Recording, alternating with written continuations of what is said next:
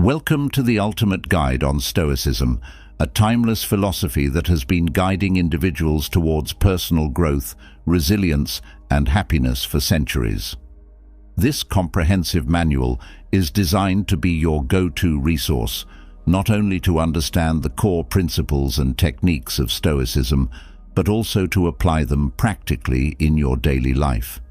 Whether you're looking to navigate the complexities of modern living, seeking to build resilience against life's challenges, or aspiring to craft your happiest dream life, this guide is tailored for you.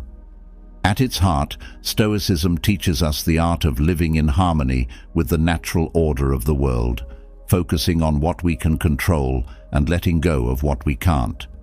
This guide breaks down these ancient teachings into simple, actionable steps that you can incorporate into your everyday life. From mastering your emotions to fostering a sense of detachment from external circumstances, we'll explore how the Stoics approached life's hurdles and how you can do the same. You'll learn about the key techniques used by Stoic philosophers like Marcus Aurelius, Seneca, and Epictetus, techniques such as journaling, mindfulness, and the dichotomy of control. More importantly, we'll show you how to apply these techniques in various situations, whether you're dealing with stress at work, personal loss, or the pursuit of personal goals. This guide aims to equip you with the tools not only to survive, but to thrive in the face of adversity. By integrating Stoic practices into your life, you'll develop a stronger, more resilient mindset that enables you to face any situation with calmness and clarity. You'll discover how to turn obstacles into opportunities, how to maintain your inner peace in chaos, and how to cultivate a life filled with joy, purpose, and contentment. Let's begin.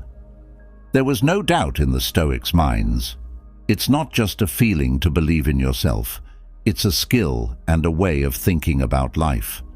One clear fact about getting to know yourself is that how much you get done depends on how sure you are of yourself. If you don't believe in yourself, your goals and dreams can be taken away. Think about how often fear and doubt stop people with natural talent who are ready to do great things. First, let's talk about what it means to have confidence in yourself. It doesn't just happen. You have to get to know and accept yourself first. In Stoic thought, self-confidence comes from being aware of our good and bad traits and making the most of them. People have been telling us for a long time that real confidence comes from within, not from other people liking or praising us. The great Stoic philosopher Epictetus said we shouldn't worry about things we can't change. We should work on changing the things we can, like how we think, feel, and act. We are stronger and better able to handle hard times when we think this way. Being honest is another important part of having self-confidence. Being honest about who you are, what you stand for, and what you want is important. Living by your own rules instead of what other people think of you gives you a strong sense of inner peace and stability, which is important for having real confidence. To feel more secure, it's also helpful to think about and judge ourselves. When we look at ourselves, we can see what we need to work on and what we're proud of. We learn and grow all the time, which helps us know what we can do and get past our fears. A big part of having self-confidence is being strong when we mess up or fail. Stoicism says that we should see problems as chances to learn and get better. Instead of being afraid of our mistakes, we should accept them and learn from them. This makes us stronger and better prepared for what comes next. Last but not least, doing things boosts self-confidence. The Stoics said that it's not enough to think about ideas. You have to act on them. Try to live by these ideas every day by meeting your fears, being strong, and sticking to what you believe in. You'll gain real confidence that lasts. First, get to know yourself. Learn more about what it means to be aware of yourself. As your confidence grows, serious self-examination isn't just about judging yourself. It's about getting to the heart of who you are. Who you are is more important than what you can do. A famous Stoic thinker named Epictetus says we should really look at ourselves and figure out what our fears and reasons are. Being able to honestly and deeply understand yourself is the key to having real self-confidence. Think about how important it is to know yourself well. It's not enough to know your skills and flaws. You also need to understand how they fit with the things you stand for. Stoicism is based on the idea that you can only truly understand yourself when you look at how your thoughts, feelings, and deeds fit together. Your confidence is really high because of this game. What does this have to do with our everyday lives? Start by thinking about what you do first when things get tough. Think about whether I'm acting quickly or because it's what I really believe. You build your self-confidence when you act in ways that aren't scared or meant to show off, but because you know yourself and are being honest. Think before you act every day. Take a moment to ask yourself, is this really who I am and what I believe? You are being true to yourself and building your confidence every time you make a choice after giving it some thought. Remember that the first step to building confidence is to understand yourself. Being honest with yourself is the most important thing. It takes time and patience. You'll have to face some hard facts along the way, but you'll also learn new strengths and skills. You need to know that it's okay to not know everything and to feel weak sometimes as you learn about yourself. It's important for your growth as a person to be okay with not knowing everything and to know your boundaries. You are free to try new things when you accept yourself in this way. These new experiences can change how you see the world and yourself. Knowing how strong your thoughts and views are is another important part of getting to know yourself. What you think about yourself and your skills, how you talk to yourself, and how you understand things that happen all have a big impact on your confidence. You can change how you think about yourself by talking to yourself more positively and asking yourself why you have worries about yourself. Being self-aware also means being aware of and accepting of your emotions. What makes you feel good and what scares you can tell you a lot. Listen to your emotions and try to figure out why you have them. This will help you figure out what drives you and what you really want. Being honest, staying true to your ideals, and always being yourself come from knowing yourself. Sometimes this is hard, especially when other people want you to act a certain way. Still, being true to yourself makes you feel better about yourself and helps you build deeper, more honest relationships with other people. To sum up, the best way to build confidence is to know yourself well. You not only understand who you are better as you learn more about yourself, but you also see the world in a new way and get along better with others. You will become a better person with each step you take in this process. You should also know that some things can't be changed. One important idea in Stoicism is to think about what you can and cannot control. Truly having confidence that lasts is based on getting this right. It's not about giving up, it's about being okay with how things are. A famous Stoic thinker named Epictetus says that how we react to things is more important than what happens to us. It takes courage to accept what you can't do. Things like what other people do and what has already happened are out of your power.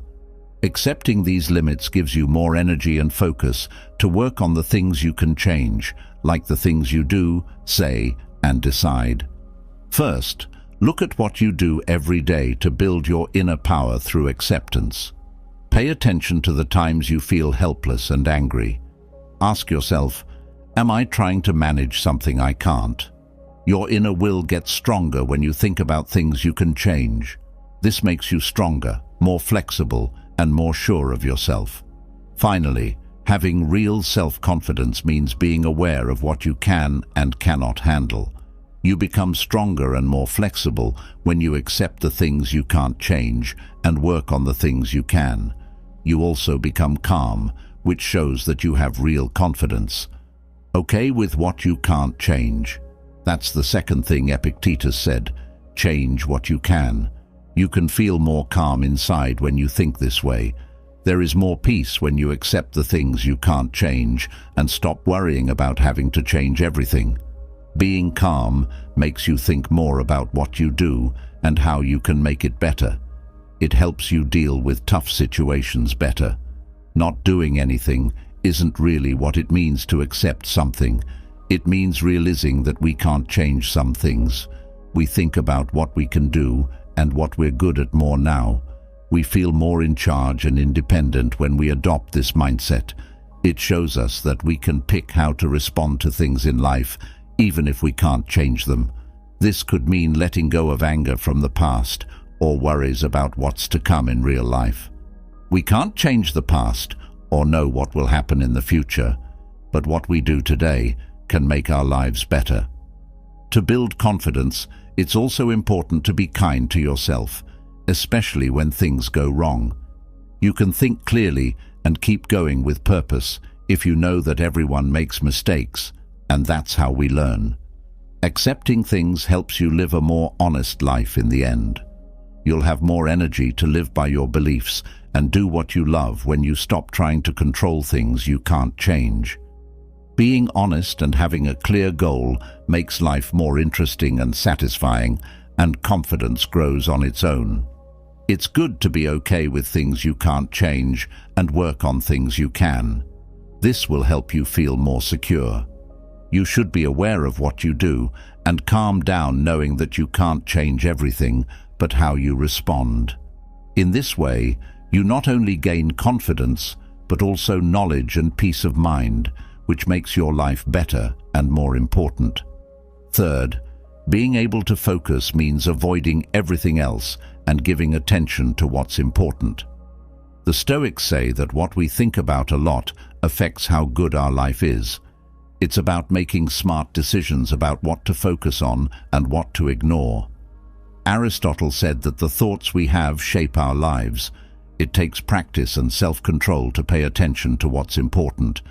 It's hard to stay focused when there are so many things going on around us. This is where Stoic methods really help, because they teach your mind to ignore things that aren't important. You learn to keep your eyes on your real dreams and goals. Find out what's distracting you before you try to stay away from it. A lot of people worry too much, use social media too much, or try to make everyone happy. Once you know what they are, you can do something to lessen their effect. You could learn to say no to things that don't fit with your beliefs or set times when you don't use technology. Not only that, but some activities can help you focus better. Like meditation can help you train your mind to pay attention to the present moment. Figure out what you need to do every day is another good idea. Want to know what the most important thing is that you need to do today? To stay focused on this makes everything you do more meaningful and boosts your confidence as you live your life the way you want to. Remember that attention isn't just a skill, it's how you live your life. If you focus on the important things and ignore the rest, you not only get more done, but you also feel calm, which is very important for being sure of yourself. That's how Stoics see how important it is to concentrate. The fourth tip is to get tougher. Stoicism teaches us a very important lesson. You don't are born tough, you learn to be tough. Stoic toughness is more than just getting through hard times. It means seeing problems as chances to make things better. Someone once said that how you handle bad things doesn't really show who you are, but how you handle them. Being calm means that you should always try to improve yourself. Every issue or tough situation has a lesson hidden inside it. When things go wrong, don't give up. Instead, ask yourself, what can this teach me? When you think about it this way, every mistake you make is a chance to get better and become stronger. When things get tough, being strong really means being tough as a rock. Trouble doesn't scare you or make you run away. You face it head on. When you face your fears and get through them, you get stronger and more sure of yourself. Remember that being tough isn't just about getting through tough times. It's also about finding the good in them. Every day can look different when you use perseverance. You might have to do something you've been putting off or deal with something big, like getting over a loss. Think like a stoic. How you handle things is more important than what occasions you face. When bad things happen, you should be sure of yourself and know that every bad thing is an opportunity to get better and stronger. This is what it means to be stoic, to turn problems and hard times into strengths and ways to move forward. If you stay strong, your confidence will grow even more. Accepting that life won't always be easy or fair is also part of being strong. It means knowing that we can get through hard times. It's not about giving up when we accept that hard times are a part of life and that we're strong enough to deal with them. Think about the long term instead of just worrying about today's problems if you want to be tough like a stoic. You have to think about the future and see how these hard times can help you get better in the long run. Another great way to get stronger is to be thankful. Thoughts about what you have instead of what you don't have can help you stay upbeat even when things are tough. Being thankful changes the way you see problems so that you see them as chances to learn and get better. Being tougher gets better when you get help from other people and are part of a group. During hard times, it's very helpful to be with people who care about and understand you. These links not only make you feel better, but they also help you remember that you're not alone in your problems. Being tough as a stoic is a promise to keep growing in the end. It means seeing every event, good or bad, as a chance to learn something new about yourself and the world around you. This way of thinking helps you enjoy the ups and downs of life, believing that you can handle and achieve no matter what. In conclusion, being tough is a great way to deal with things in life. When things get tough, we should face them, learn from them, and use them to get stronger and more sure of ourselves. Being strong and tough helps us not only get through hard times, but also get better, stronger, and more sure of ourselves. Fifth point, be more humble. It's easy to act too proud when you're trying to be sure of yourself, but having confidence doesn't mean being cocky. It is very important to be humble in stoic thought.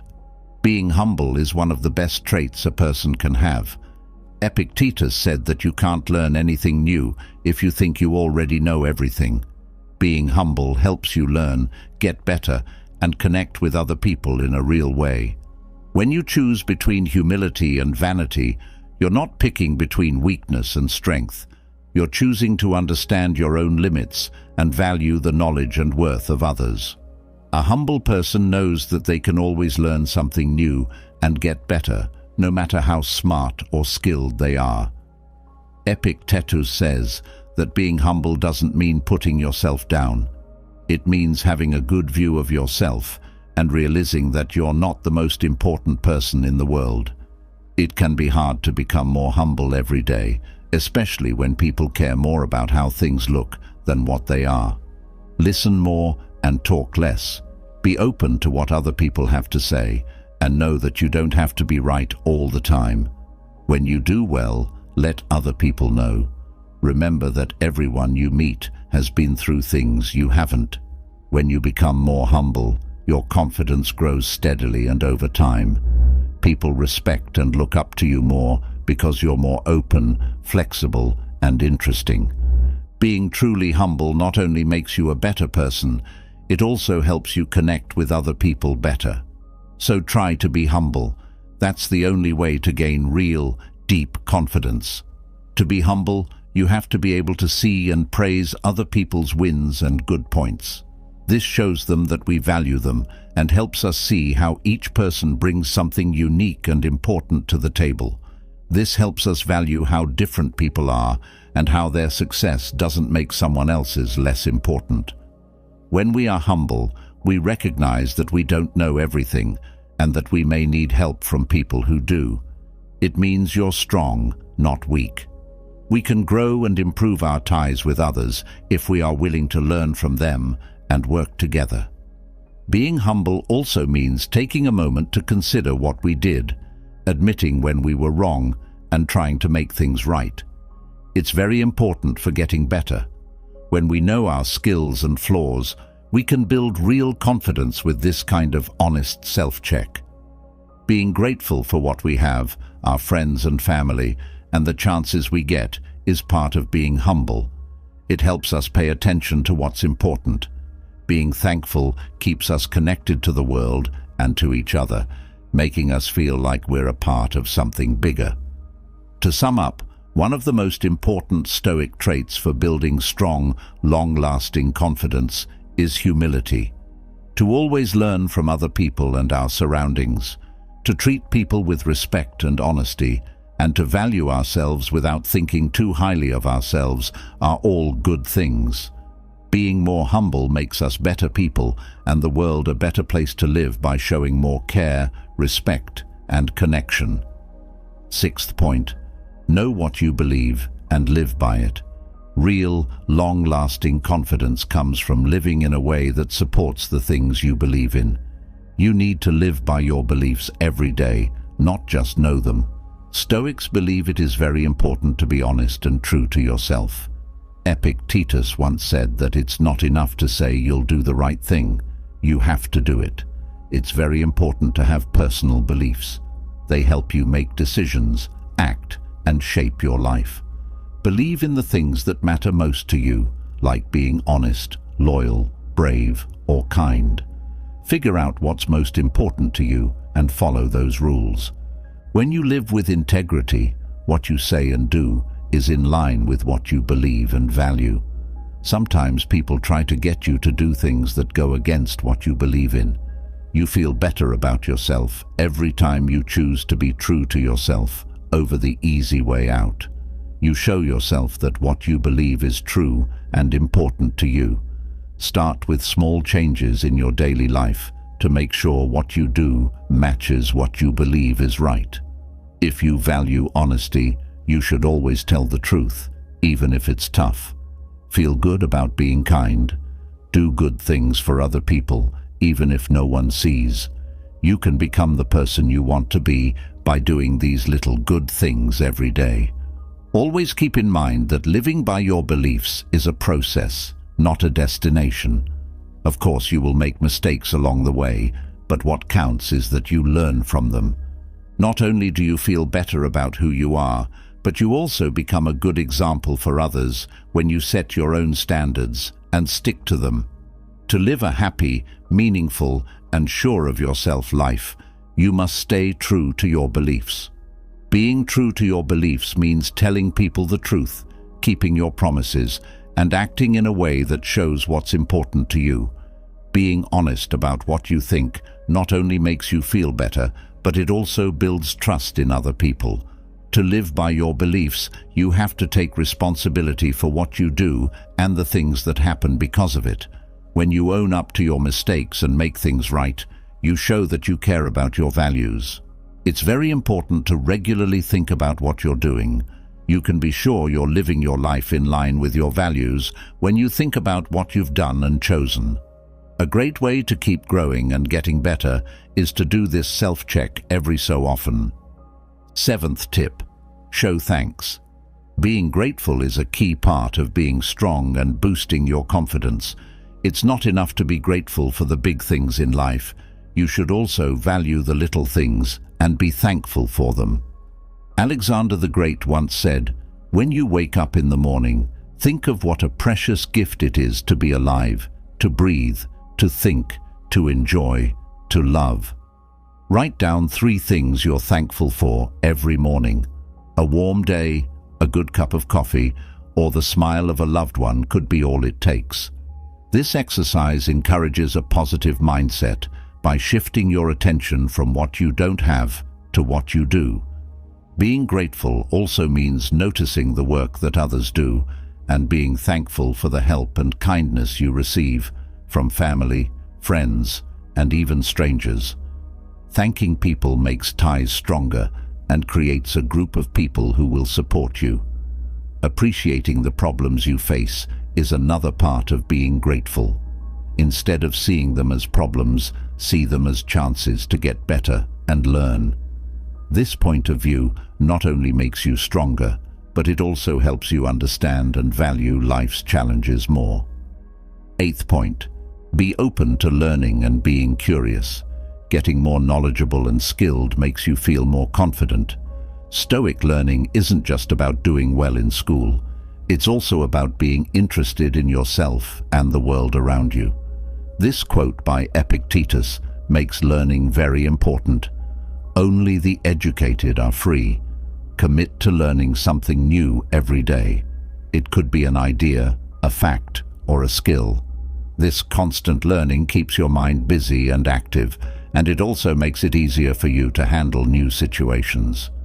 Being curious also means being willing to hear other points of view. Talk to people who have had different situations and hold different views. This not only helps you understand more, but it also teaches you to care about others and accept differences. Remember that you can learn new things all your life. Your confidence and knowledge grow every time you learn something new. In life, there are some simple but important things to understand early on. Think of them like secret codes in video games that give you an advantage.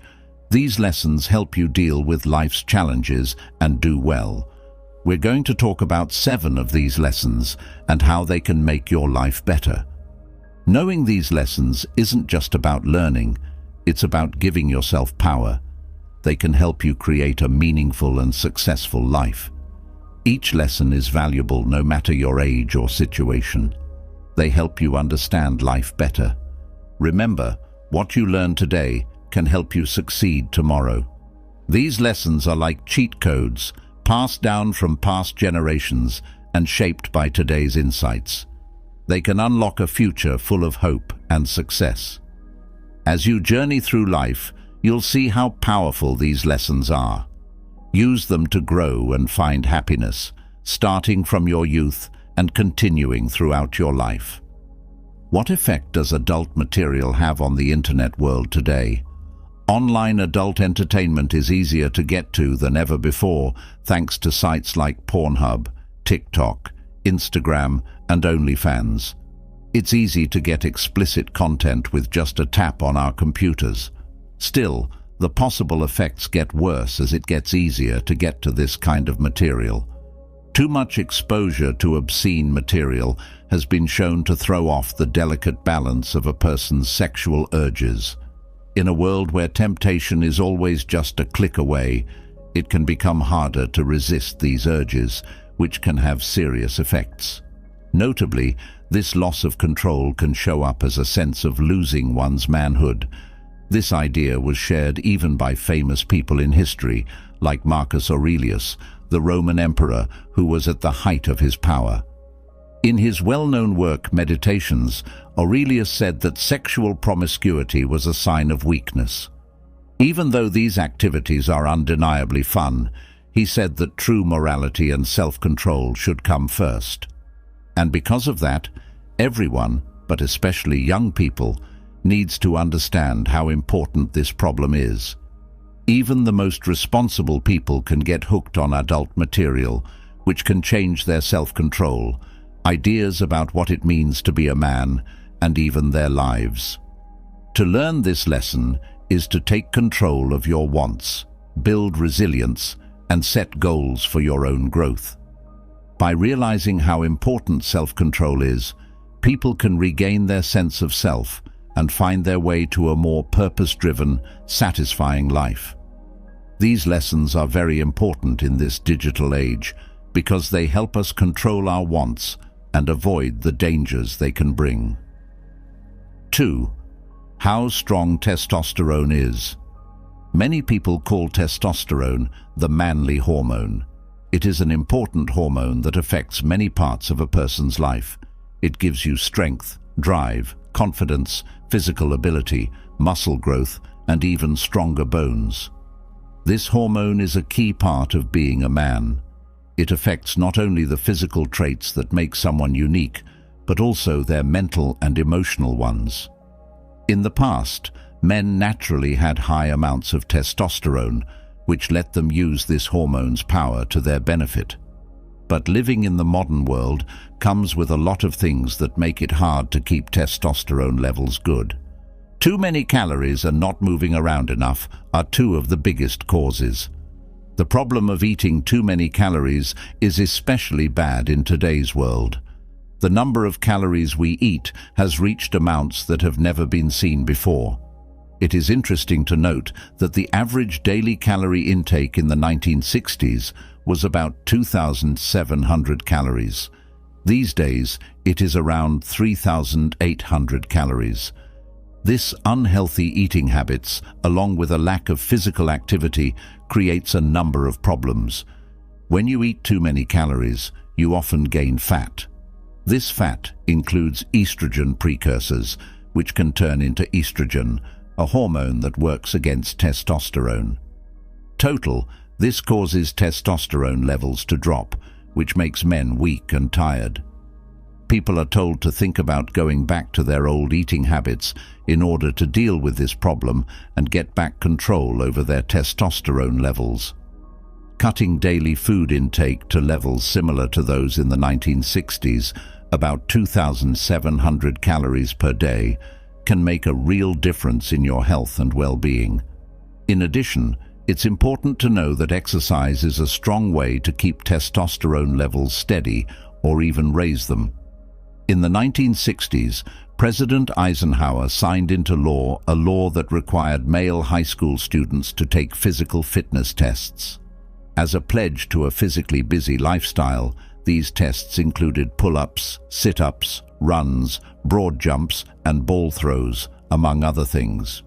You don't have to do these exact steps, but the general idea stays the same. Being active on a daily basis, whether it's through sports, strength training, or jogging, can help you keep a healthy weight and keep your hormones, including testosterone levels, in balance. By doing these things, you can take care of your hormone health and enjoy the rewards of having a strong and healthy testosterone profile. 3. Why mental health is important. People's mental health is an important part of their lives because it affects their general quality of life, relationships, and well-being.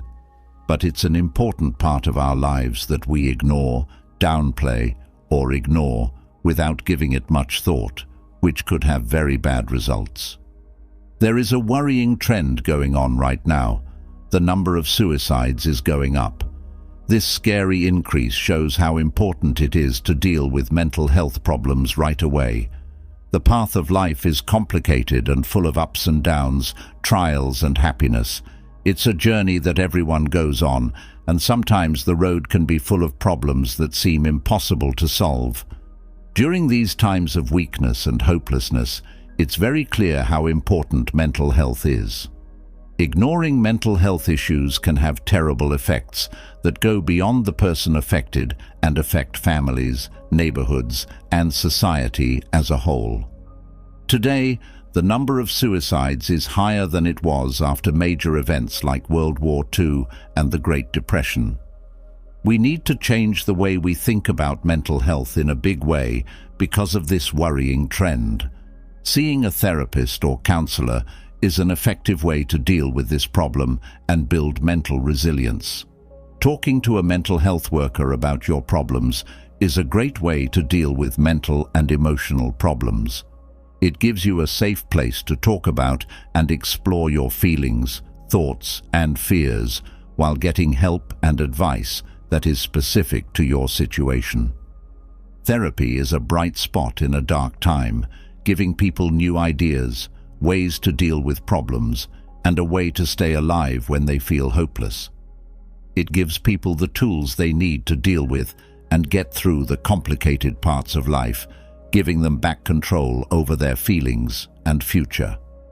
Recognizing the importance of this aspect of our well-being is a proof to our strength and resilience. Mental health is an essential component of the human experience. It's not a sign of weakness to ask for help when you need it. Instead, it's a brave and responsible step toward a more fulfilling and healthy life. A focus for mental health is an act of self-compassion that helps everyone, especially in a world where suicide rates are going up and life is full of problems. 4. Having strong bodies helps your mind stay strong. The mind-body link is deeply supported by the way that the physical and mental parts of our lives are always interacting with each other. In this complex relationship, physical strength turns out to be a potent motivator for building mental resilience and boosting self-esteem. In modern times, however, we are at a crossroads where the history of physical ability is giving way to a worrying loss of strength. In fact, it's this drop that calls for a rise in physical exercise, especially strength training. The value of being physically strong goes far beyond sports successes and factors. Mental resilience is built on this base. People can start a life-changing journey of self-discovery and confidence by doing strength training. Going to the gym to do strength training isn't just about getting bigger and stronger or being able to lift heavy weights. It's about how people's minds change along with their bodies getting better. Watching your body change, seeing your muscles grow, and feeling the fresh energy flowing through your veins is a sign of the limitless potential that lives inside you. Doing strength training has a huge effect on brain resilience. You feel better about your self-worth as your physical skills grow. You start to understand your own strength and ability, which makes you mentally stronger. Problems that seemed impossible to solve at first turn out to be chances to learn and grow. The confidence you gain doesn't just stay at the gym, it spreads to every part of your life. Physical strength is going down, which is a worrying trend that our age is seeing. This problem is made clear by a study that shows millennials' strength has dropped by 22% compared to their parents. This decline isn't just about our bodies, it's also a sign of a bigger culture shift that risks our sense of who we are as strong, capable people. It's easy to see what to do. Do muscle training. When you go to the gym, you can regain and change your physical strength. Your body gets bigger and your confidence goes through the roof as you lift higher weights. Infusing you with the grit and resilience to face hardship head-on, this newly discovered mental and physical strength acts as a powerful shield against challenges in life. When you embrace your physical strength, you'll see that it's not just about how you look, it's also a source of confidence, mental toughness, and a powerful way to change yourself.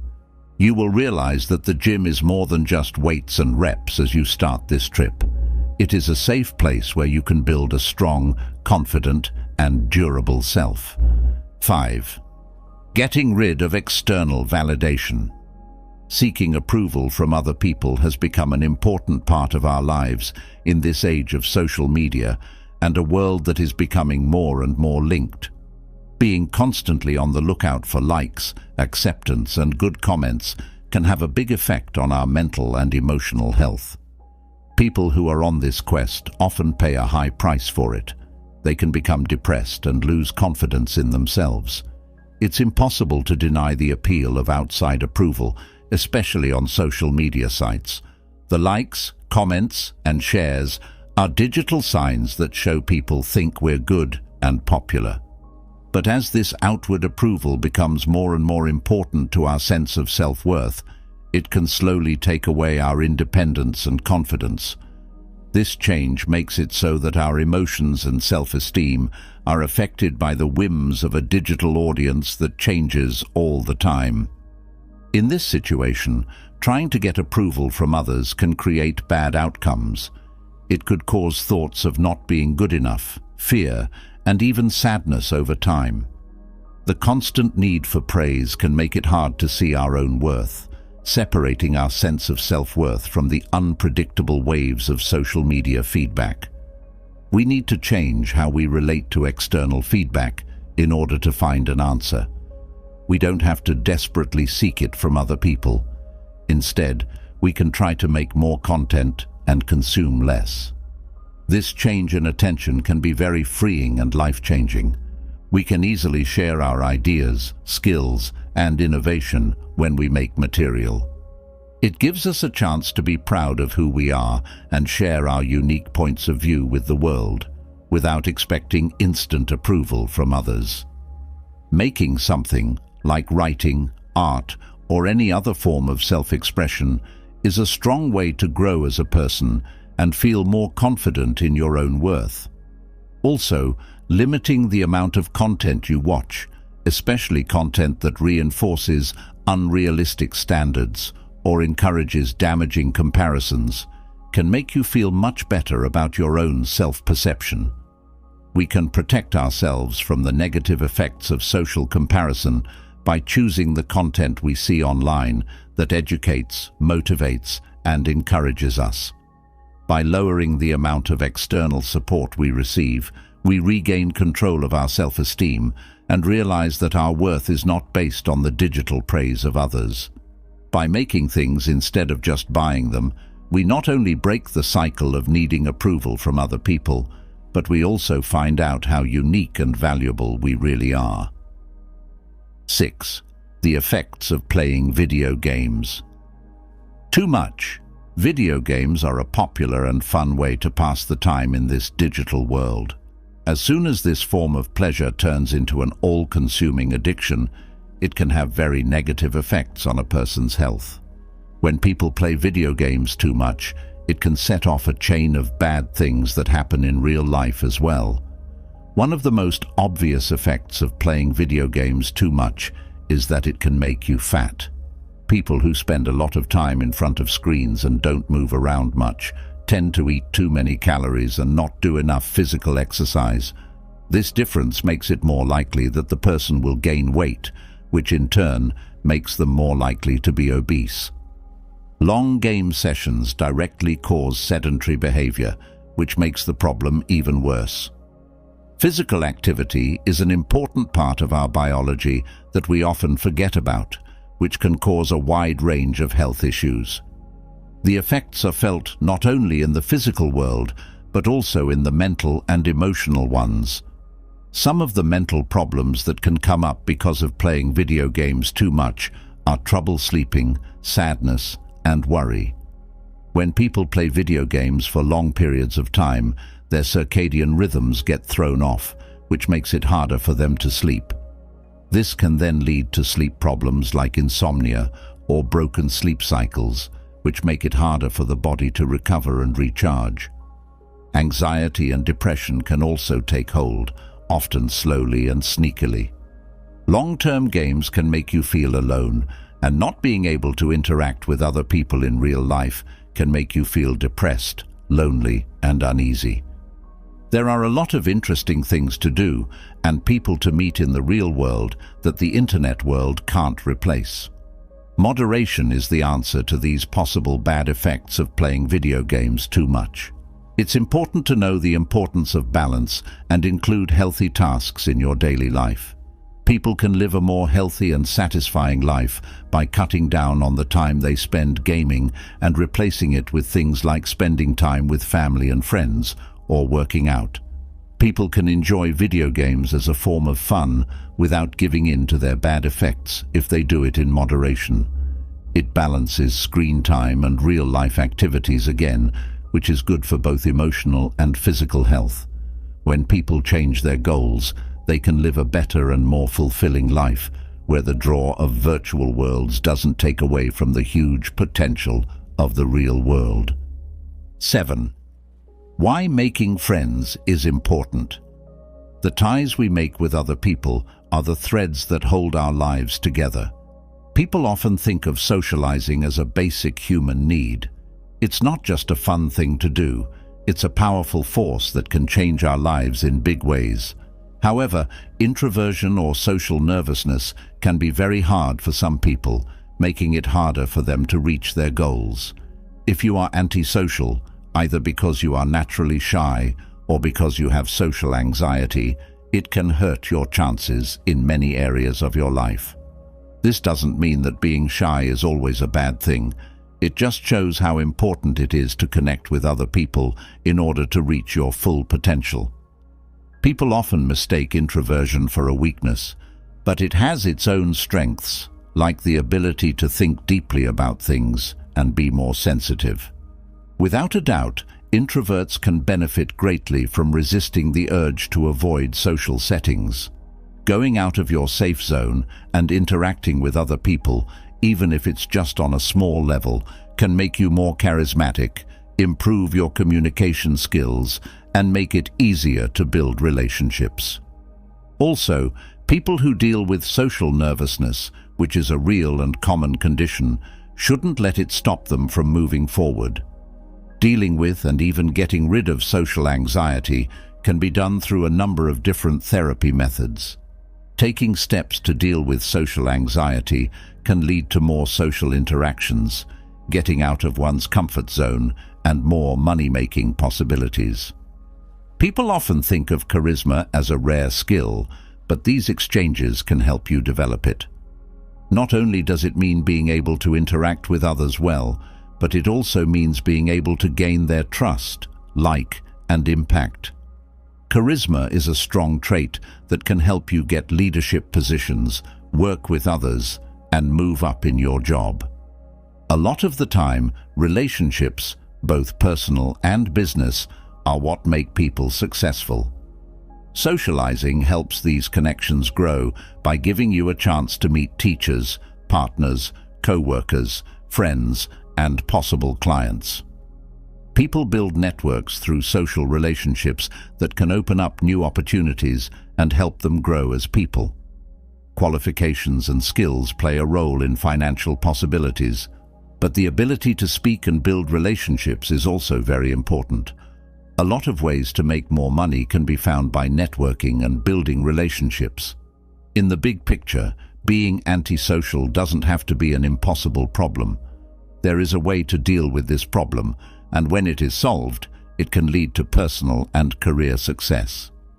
The power of socializing doesn't come from changing who you are, but from using the possibility of links with other people. Getting involved with other people can lead to a happier, more successful, and more socially rewarding life full of chances and endless personal growth. Over the course of our lives, we've learned a lot of important lessons, each with its own meaning. From the effects of adult content to the strength of testosterone, from the importance of mental health to the importance of physical strength, from the effects of too much gaming to the importance of making friends. These lessons have shown me the way to personal growth, success, and resilience. As we come to the end of this study, keep in mind that life is a moving game and that these insights are your trick codes, your secret ways to get through its turns and curves. You won't be successful because of just one lesson, but because of all of these. Seeking knowledge, balance, and personal growth is something that you do for the rest of your life. On your trip, remember that you have the power to choose and the strength to know yourself. Look for ways to turn problems into learning experiences and failures into chances to make things right. Focus on your health, build up your resilience, and take care of your relationships. You can reach your full potential and live a life full of meaning, satisfaction, and personal growth if you firmly apply these lessons to your daily life. You will find your own way to success, and these ideas will help you get there. So let this be the start of your journey to become the best person you can be. As you level up, change, and figure out how to be successful, the story never ends.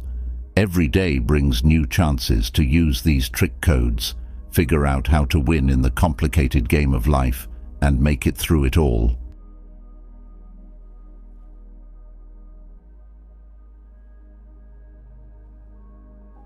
We will learn about 9 types of people who might not deserve your trust and respect in this part of our journey to our dream life. That's not what this is about. It's about being picky about who you let into your close group. Together, let's get through this rough patch and learn how to keep our trust and peace of mind safe. Manipulative people, number 1. The deceptive person is the first person we'll look at. These are the masterminds of lying, skillfully weaving their web of lies and emotional control. Behind their fake kindness and care, they have a cunning mind that uses others to get what they want. Being sneaky is one of their skills. They don't always make their tricks obvious, which makes it a dangerous game of shadows. How can you find them? Look for gaps between what they say and what they do. They might say great things but not do anything. Their actions don't always match what they say. Watch how they talk about other people, because manipulators like to say bad things about people who aren't there. This can give you an idea of how they might talk about you when you're not there. To get people to feel sorry for them and give them power, they may use guilt trips, gaslighting, and playing the victim. They are good at using facts and events in ways that help them, which can make you question what you think you know. Remember that trust is a valuable thing that is always at risk when it comes to manipulators. Their effects go beyond just being disappointing. Being around them for a long time can cause emotional and mental problems. It's very important to follow your gut. If you always feel tired, unappreciated, or confused after talking to someone, it could be a sign that they are trying to control you. Setting clear limits is important when working with people who try to control you. Make it clear what is and isn't okay to do in your relationships. Don't be afraid to say no or ask why something doesn't make sense. Additionally, it is important to keep an emotional space. You can be nice, but don't give them personal information or depend on them for emotional support. In some situations, the best thing to do might be to cut all ties, especially if the abuse is really hurting your health. It's not easy, especially if the person is a family member or close friend. It is very important to protect your mental health, though. We are informed of the value of wisdom and emotional resilience in the world of Stoicism. For Stoics, life should be seen for what it is, not how we wish it were. When we know and accept that someone is trying to trick us, we can make smart choices about our relationship with them. As we move on from people who try to trick us, we make room for more honest and healthy relationships where trust is given and accepted with honesty. Stay tuned for the next section where we'll talk about the second type of person. As always, knowledge and awareness will help us navigate the complicated world of human relationships. 2. The never-ending critic. Now let's talk about the second type of person you might want to avoid, the person who is always negative. People like this always seem to find something wrong with everything and everyone around them. They often say mean things and criticize all the time. They are always looking at everything, whether it's your decisions, your dreams, or even small things. But what worries me most about people who are always negative is not just their negativity, but also the reasons they have for it. Most of the time when they criticize someone, it's not really about them, but about how insecure they are. They could be putting their worries, fears, or self-doubt on other people. So, how do you deal with people like that? It's important to first tell the difference between helpful criticism, which is meant to help, and damaging criticism, which is only meant to put someone down. Pay attention to why they say what they do as well as what they say. It's best to stay away from them if you think their feedback is mostly unfounded and negative. Dealing with people who are always critical can be tiring. It's like putting positive thoughts into a cup that already has a hole in the bottom. It never seems to be enough. Remember that Stoicism teaches us to pay attention to the things we can change. You can't change what other people say, but you can change how you respond to it. It's important to set limits. Make it clear in a polite but strong way that you are open to helpful feedback, but not to unwarranted negative feedback. If the behavior doesn't change, you might want to reduce your contacts with them. Your happiness and self-worth are too important to let constant criticism hurt them. The Constant Reviewer teaches us a lot about resilience and self-respect. You can keep your inner peace by deciding not to take their bad moods into yourself. As our research goes on, Let's be smart enough to know what feedback to take to heart and what to blow off like the wind. We'll now talk about the third type of person as we continue our journey toward understanding and quiet knowledge. 3. The friend for nice weather. The third type is the fair weather friend, which we find as we continue our search. While things are going well, these people are all happiness and smiles, but when bad things happen, they're nowhere to be found. Their friendship is like a leaf in the wind. It's there when things are going well, and not there when things are bad. The fair weather friend is usually nice and friendly, which makes you feel like you're really linked, but their loyalty is only there for a short time. They're there for the happy times, parties, and moments of joy, but they're gone when you need help, understanding, or someone to just listen. It can be hard to tell who your fair weather friends are, especially when things are going well. You should pay attention to how they react when you tell them about your problems or ask for their help. Are they going to change the subject, make excuses, or just leave until the weather gets better? This behavior makes it clear that they are easy to get along with. When dealing with these kinds of people, you need to be both open-minded and careful. It's fine to enjoy their company, but don't lean on them for emotional support or to share your darkest secrets. Stoicism teaches us to value the inner strength and resilience that we all have. If you depend too much on friends who are easy to get along with, you might not be ready for life's storms. You should enjoy the good times you have with them, but you should also find people who will always be there for you. These are the friends you can count on to be there for you through good times and bad. They earn your trust and respect. As we move on from the fair weather friend, we're about to meet the fourth type of person on our trip. We learn something useful about ourselves and the world around us from everyone we meet along this path. Stay with us as we continue to make sense of these important discoveries. 4. The person who spreads rumors. Next, we'll talk about the fourth type of person you should avoid, the gossiper. People like this feed off of gossip and hearsay, and they often spread stories that aren't even theirs. The things they say to each other are like a maze of he said, she said, with details about each other's lives that are neither true nor important to them. People who like to chatter often act like they are well-informed or up-to-date, but the truth is that their habit of talking about other people shows that they have bigger problems. It could be because they want attention, want to feel better about themselves, or want to take attention away from their own lives. Two things make it dangerous to talk to someone who spreads rumors. For starters, it ties you into a web of stories that aren't true and could be dangerous. Second, and maybe even more importantly, it shows how your own stories might be handled. It is said, if they talk about you, they will talk about you. So, how do you deal with someone who spreads rumors? It's important not to add fuel to their fire. Be careful about what you tell them and stay away from talks that are all about gossip. If someone starts talking about gossip, a reserved person will either change the subject to something more positive or politely leave the room. People who follow Stoicism are told to think about their own acts and ideals instead of talking about other people. This habit not only keeps us honest, but it also keeps our minds at ease. As we leave the person who spreads rumors behind and move on, let us remember to have talks that make our lives and the lives of others better. On our journey to learn and determine, we will next talk about another interesting personality type. 5. The selfish person.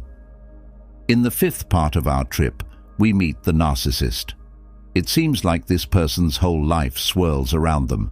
They often have a lot of charm and confidence, which makes it easy to fall in love with them.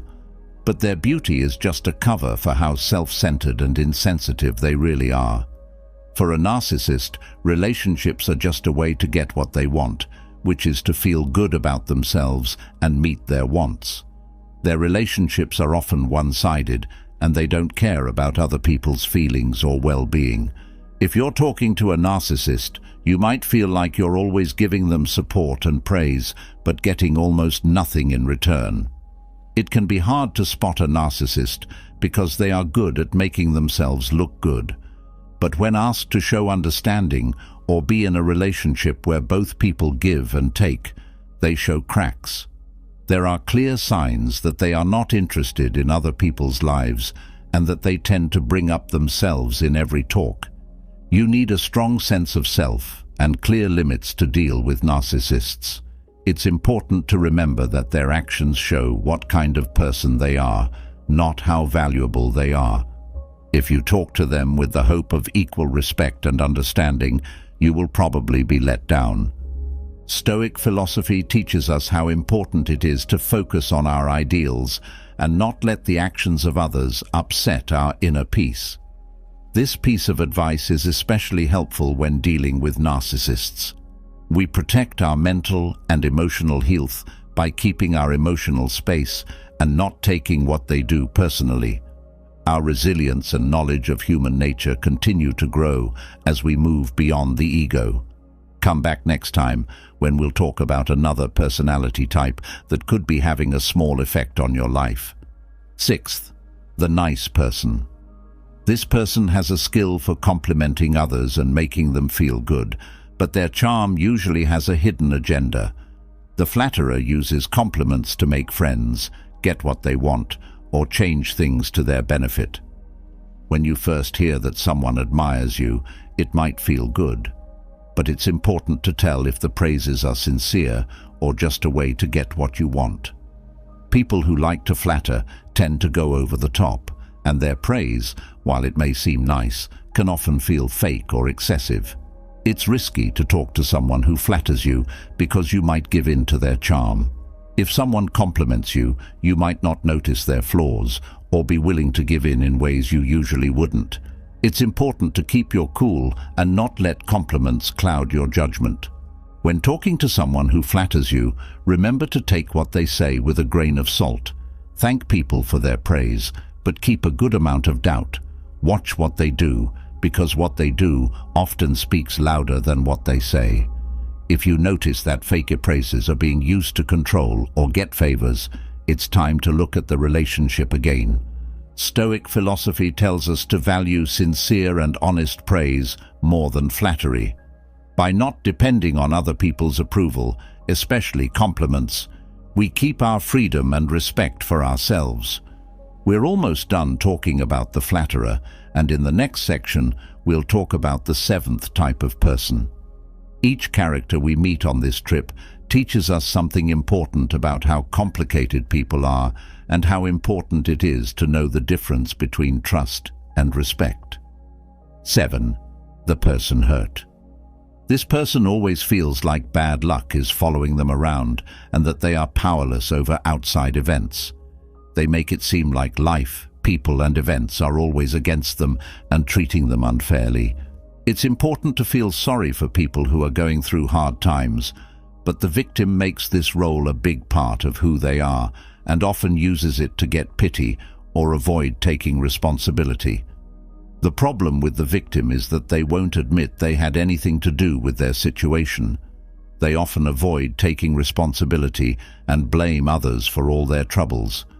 It can be mentally tiring to deal with them because they mostly talk about problems and complaints, leaving little room for positive or helpful conversation. To spot a chronic victim, you have to notice how they tend to put the blame on others and project their problems onto others. Instead of doing anything to change their position, they tend to wallow in how useless they feel.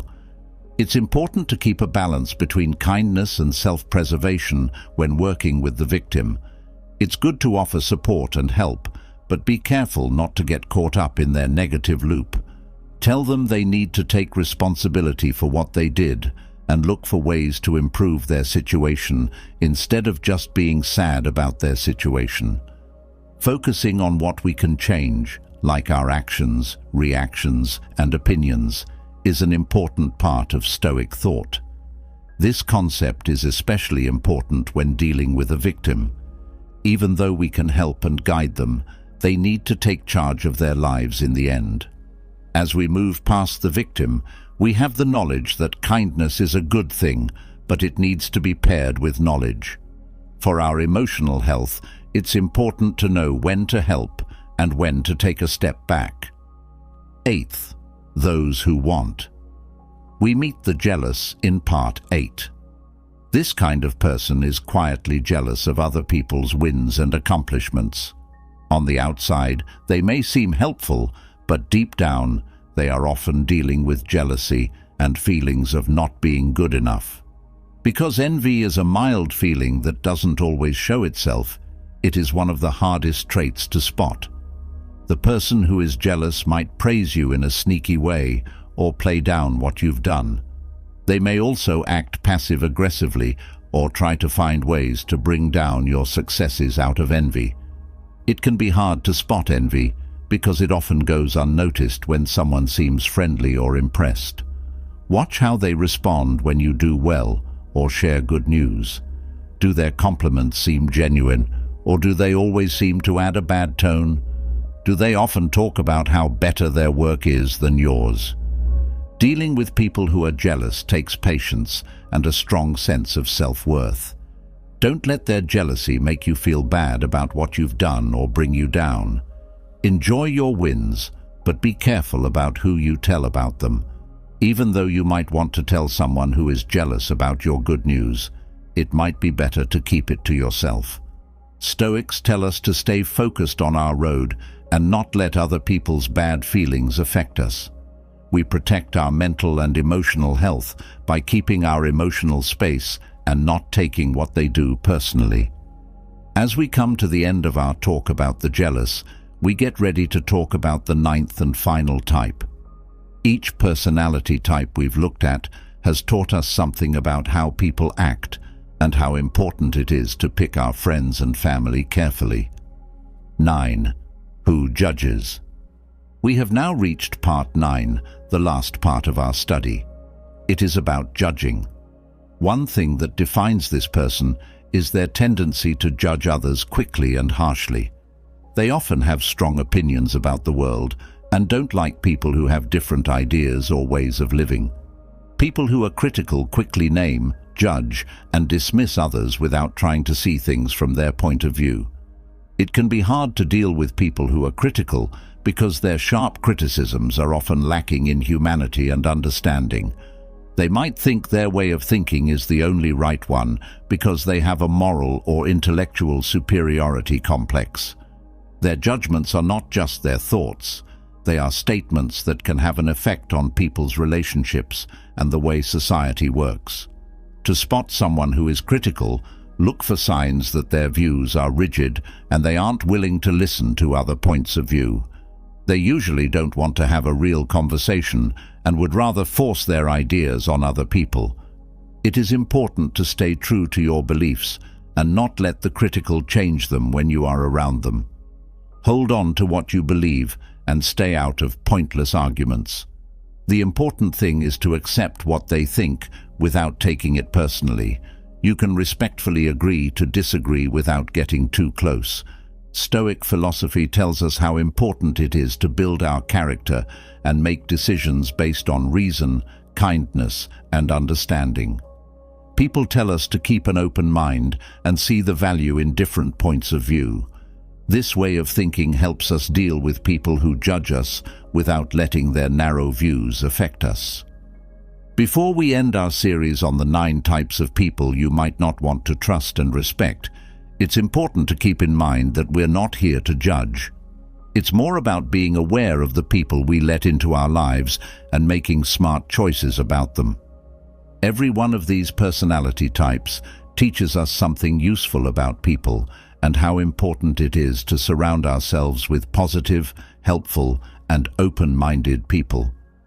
Thanks for coming along on this interesting trip through the complicated world of relationships. Let's use the knowledge and wisdom we've learned to have better relationships with other people. Remember that the relationships we have a big impact on our happiness and health. Picking carefully who we trust and respect isn't just a way to keep ourselves safe. It's also a way to build a life full of real ties and good times. Let's accept the strength that comes from knowing ourselves and others well in the spirit of Stoicism, the value of true understanding, and the power of emotional resilience. As time goes on, let's use these ideas to build deeper, more important relationships that make our lives and the lives of those around us better. Did you know that most of us watch more Netflix than we think about how much we're worth in relationships? It's crazy, right? It's important to know your worth, but it's not enough to just feel good. It's about changing how people see and treat you. Being able to date like this is like having an ability, but a lot of us don't know we have it.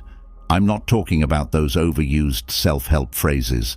I'm getting into something real and honest. It's about seeing your worth from a point of view that has stood the test of time. Stoicism. Yes, Stoicism. You heard me. This old theory isn't just about not feeling anything or putting up with pain. Knowing what's important in life, especially in relationships, is what it's all about. Allow me to show you how to become more calm in order to find out what you're really worth in a relationship. Trust me, this isn't normal relationship advice. It has to do with giving yourself power in ways you might not have thought possible. Let's find out how to make your love life more satisfying, respectful, and powerful. Watch out, because this will change everything. Know how much you're worth. I know what you're thinking. No, not another self-love speech. You might think this is just another look in the mirror and say you're awesome spiel, but bear with me. How does being silent help you know what you're worth in relationships? In fact, a lot. Focusing on what we can control was important to the Stoics, and guess what? You are in charge of your own sense of self-worth. It doesn't matter how many Instagram likes you have or who swipes right on you. It has to do with how you see and respect yourself. Consider this. Picture yourself as a gem. Is it true that not everyone knows how much a rare rock is worth? Some people might not even notice what it is as they walk by. That doesn't change how much the gem is worth, though. It's still expensive, rare, and one of a kind. You are that. If someone doesn't see how valuable you are, that doesn't make you less valuable. Let's get down to business. We've all been turned down and felt like we weren't good enough, especially in this world where everyone seems to be living their best life. And now for the silent twist. Your worth doesn't depend on what other people think of you. It has to do with the good things you do and how you live your life. Are you nice? Are you telling the truth? Are you happy with the way you live? That's where your real worth is.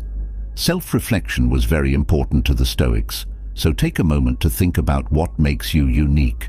Not just the obvious things, but also the more important things. What makes you, you? Are you caring, strong, and a good listener? These are the things that make you valuable. More importantly, knowing this deeply and truly changes how you act in relationships. Being too proud doesn't make you put up with nonsense. You respect yourself too much for that. As a tough practice, the next time you feel undervalued, don't fall into self-doubt.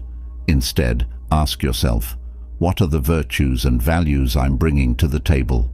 Remember those. There's no need to brag about this. It's about quietly telling yourself that you are worthy, even if no one else agrees with you.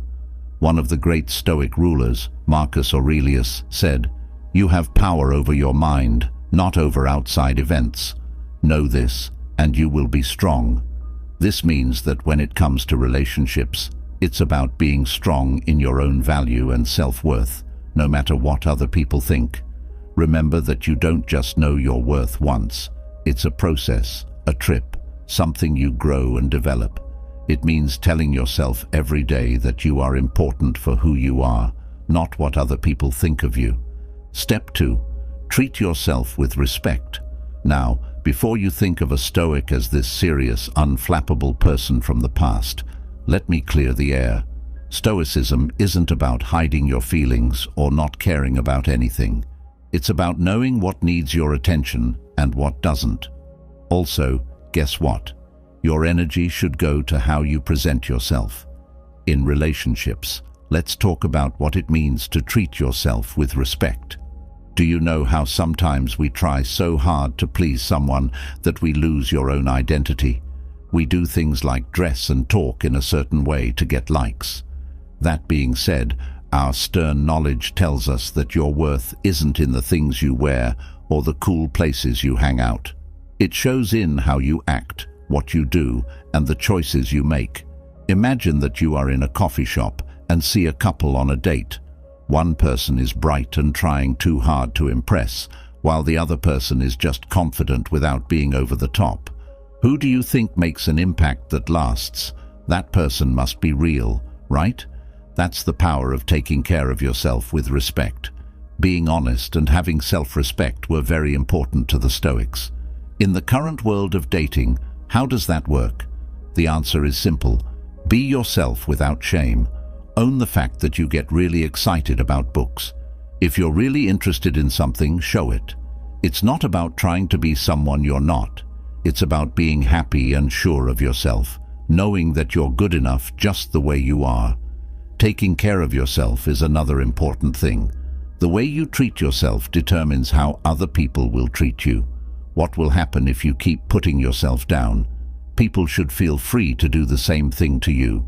It's like Epictetus, another great Stoic philosopher, said, "It's not what happens to you, but how you react to it that matters."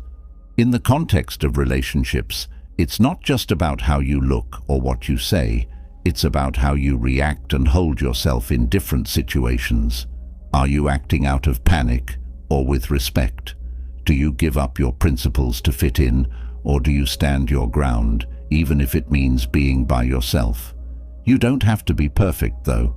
After all, we're all human, so we make mistakes and feel awkward sometimes. But it's how you deal with those times. How do you handle stress? Do you break down, or do you keep your head up, learn, and move on? Let's stop and think about this. How can we start to treat ourselves with more respect? It could be about setting limits or declining things that don't fit with our morals. Also, maybe all we need to do is be a little nicer and more respectful to ourselves. When you start to respect yourself, the world starts to do the same. 3. Limit who can see it. I know this may sound old-fashioned or even strict at first, but listen to me. It's not about being hard to get. It's about having respect for yourself and knowing what you're worth.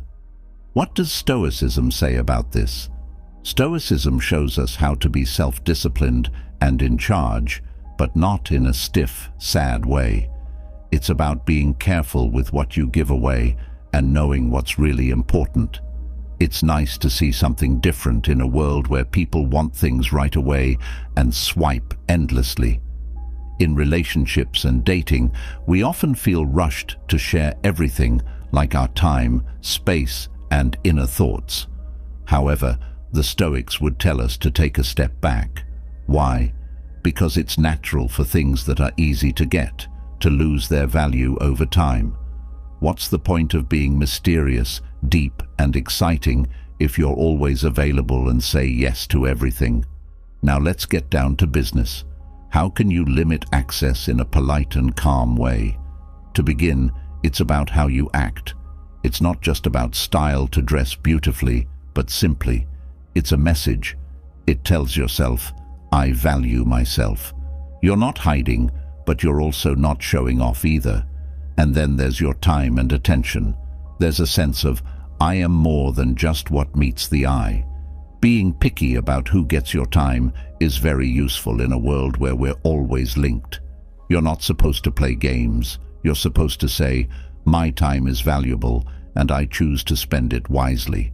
When you're with someone, give them your full attention. You should be okay with not being available when you're not, though. Focus on your own life, your interests, and your growth. To be emotionally stable, Stoicism also teaches us. It doesn't mean you become cold or unattached. Far from it. Feeling this way means you don't let small things bother you too much. You keep your cool. You can't just give your emotional energy to anyone. You have to earn it. like the time and care you give. I'm not telling you to become a figure of calm. We're all people, and connecting with others is what makes life rich. But there's beauty in taking things slowly and making a bond that's not just based on getting what you want right away. It's about making something strong and long-lasting. Remember that controlling access isn't about tricks or games. It's about respecting yourself and living by your own standards. Not only through words, but also through deeds. You need to show that you value yourself and are worthy of being respected. To being a little more picky, calm, and tough in our relationships, here's to being a little more choosy. It's about finding the right balance between being honest and being careful, between giving and not giving too much. I can tell you for sure that it changes how people see and treat you. That's right, friends. Let's value ourselves and be a little more like the Stoics when we're dating today. 4. Show rules instead of telling them. As you can see, Stoicism puts a lot of weight on actions rather than words. Show me, don't tell me was a big idea for the Stoics, and it's a great way to think about putting limits in relationships. Someone can hear you say what your limits are, but it's a whole other thing to show them through your deeds. Think about it this way. Anyone can say, "I won't stand for bad treatment," but the moment of truth comes when you have to deal with it. Do you stick to your limits, or do you let them slip? That's where your real strength lies. It's not what you say, but what you do. In no way do I say this is simple. It can be hard, especially when feelings are involved. To remember what our stern friends taught us, though, we can choose how to respond to things. Not what you say, but how you respond when someone crosses a line sets the limit.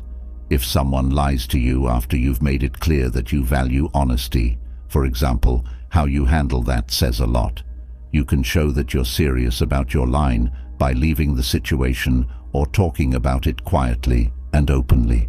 Not to cause trouble, but to show that you value yourself enough to act in a way that fits with your beliefs. This way of doing things can really change the way relationships work. People will start to understand what you will and will not accept when they see that you have limits and are ready to stick to them. Having self-respect is important, and you should stick to it. Really tough stuff comes next. It's not just about the big things, it's also about the little, everyday rules. In other words, how you act when someone changes plans at the last minute or when someone ignores you. Do you let it go, or do you make it clear that this isn't okay with your deeds and words? Practicing mindfulness, which means being aware of the present moment and how you're responding to it, is a way to deal with this. Are the things you do showing your limits? Are you being honest with yourself? Pay attention to the little things, because that's when your limits are really put to the test. Let's try to be a little more calm about setting limits as we go about our day and talk to other people. It's not about being stiff or unwilling to change. It's about having an inner sense that tells you what to do and how to respond. Trust me, people will notice when you start living this way. They start to think of you as someone who sets limits and is strong enough to stick to them. Step 5. Get ready to leave. There is a beautiful idea in Stoicism called detachment. This doesn't mean being cold or emotionless, but rather knowing what we can and cannot control. We can stay in a bad situation or leave it. This is one of the most powerful things we can do. In relationships, this is where things get real. Yes, we've all been there. When our whole selves are telling us, "This isn't what I deserve," we stay. Some people hold on to the hope that things will get better, be afraid of being alone, or fear change. However, the Stoic twist is that real power comes from knowing that we have the choice not to stay in a position that goes against our values. This doesn't mean you leave as soon as things get rough. It takes work, flexibility, and patience to be in a relationship, but you have to really know your ideals and worth so that you're ready to walk away when something goes against them. Fortitude means telling yourself, "I value myself enough to not accept less than what I deserve." Let's look at it in more detail. Self-respect means being ready to leave. You shouldn't give up on your beliefs and sense of self-worth. And this doesn't need to be a big exit. It's okay to make a quiet choice and realize that this isn't right for you. I know it's scary. Unknown things can be scary. But remember our patient friends. They taught us how to be brave in tough situations and how to accept the unknown as a normal part of life.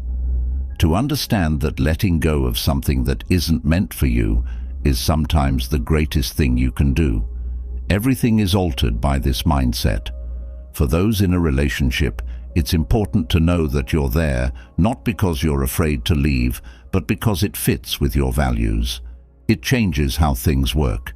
You're not there because you need or are afraid. You chose to be there. And here's the best part. When you walk away from things that don't serve you, you make room for things that do. It's like getting rid of old things to make room for new ones. You have to believe that something better is out there for you and give yourself the chance to find it. Let's remember that being ready to leave doesn't mean we're cold or detached. You have to love and respect yourself enough to say, I deserve better. You have to be strong in bad situations because you know your worth isn't tied to other people or things. Actions, not words, should be our main goal. As we've seen, Stoicism is all about being wise in real life. It's about rating people by what they do, not just what they say. There are a lot of nice words and empty claims in the world, especially when it comes to relationships. Stoics, on the other hand, tell us to see past that. They teach us to watch what people do, because what people do shows us the truth. Take a look. People can say all the right things, make vows, and paint a picture of a future that looks and sounds great. But do they really do what they say? Do their deeds match what they say? That's where the story really is. Let's face it for a second. Yes, we've all been there. We're blown away when we meet someone and they say such wonderful things about us. Things don't quite line up over time, though. They say they'll call, but never do. They make plans, but then back out at the last minute. But the things they say keep us waiting. This is where our tough side needs to shine through. As a Stoic, we learn not to let words or feelings get in the way of our actions. It has to do with being sensible and seeing things as they really are. It's a red flag when someone's deeds don't match what they say. The world is telling us, hey, pay attention, something is wrong here. This way of thinking changes how you deal with relationships. You start to notice the little things instead of getting caught up in love words and vows. What do they do when they're upset? Do they do what they say they'll do? They may say they're there for you, but are they really there for you? Now comes the interesting part. You set a pattern when you pay attention to deeds. People react when you say, I'm not just listening to what you say, I'm watching what you do. They know that they can't just talk their way into your life. They need to show you what they can do. Be careful not to be too skeptical or believe everything everyone says. To keep your heart safe, you need to be smart and have a thick skin of stern knowledge. The point is to stay centered in truth and not let your feelings take over. Being patient and having healthy doubt go hand in hand. Things should be seen for what they really are, not what we think they are. This is what the Stoics taught. Oh boy, this is important when it comes to dating and love. Sure, everyone has seen it. When someone says nice things, we want to believe them so badly that we don't notice the little red flags that are there. But here's where the calm in us comes in. Having a good amount of doubt is like having superpowers. Being grounded and not believing everything you see doesn't mean you're negative or pessimistic. People should watch, ask questions, and not jump in without giving it some thought. Let's draw something. You meet someone who seems great. They're making plans for the future together and saying all these nice things. It's only been a few weeks, though, says your cautious, stern side. Slow down. Let's see if their actions match up with their words. Let's see how things unfold. It's like a reality check, making sure you don't get too caught up in the romance and forget to keep your feet on the ground. Now, this doubt isn't meant to question the other person all the time or question everything they do. It's more about being aware. It means watching what they do as well as hearing what they say. You should take the time to get to know someone well and see if they're reliable and honest. Oh, I see. The Stoics believed that you should use logic and reason instead of just going with your feelings. This is very important in relationships. There are many things we might miss when we let our feelings rule our lives. But when we mix those feelings with some doubt and reason, we can see things more clearly. Also, it's about keeping your heart safe. Being skeptical means you're not going to do something without first being sure about it. You're letting yourself get to know the other person as a person, not just as someone you want them to be. Let's tell ourselves to have some of that patient doubt. It's about being smart, paying attention, and not going too far. It's about caring for our hearts and ourselves. It's not about putting up walls, but about opening doors slowly and carefully. The power of no. In Stoicism, being honest with yourself and having the guts to stick to your beliefs are very important. This is directly about being able to say no in relationships. You should know what you believe in and not be afraid to stick to it, even if it means upsetting some people. Let's draw a picture. You're seeing someone and they make a suggestion that you don't agree with. It could be going too fast, or it could be going against your values in some way. The simple way, you should just go along with it, right? But this is where you need to be more patient. It shows respect for yourself, your beliefs, and your limits to say no in these situations. Not that I think this is easy. It can be really tough, especially if you like the person. That voice in the back of your mind will always ask, but what if this turns them off? But friend, this is where we need to be brave. Stoicism teaches us how to be brave, not just when we face problems in the outside world, but also when we face problems inside ourselves.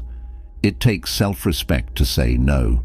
You should show that you care about yourself enough to not settle for less than what you earn. Yes, there is a chance. They could be lost. But here's the important thing.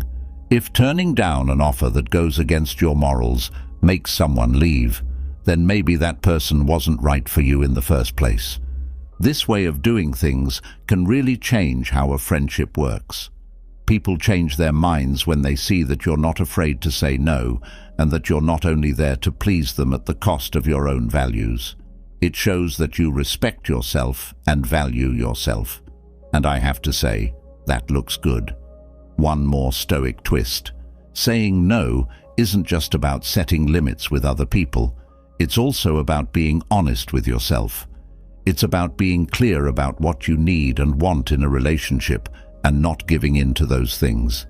It means not letting the fear of being alone make you do things that aren't good for you. It's okay to say no, let's do that again. It's not only okay, it's important.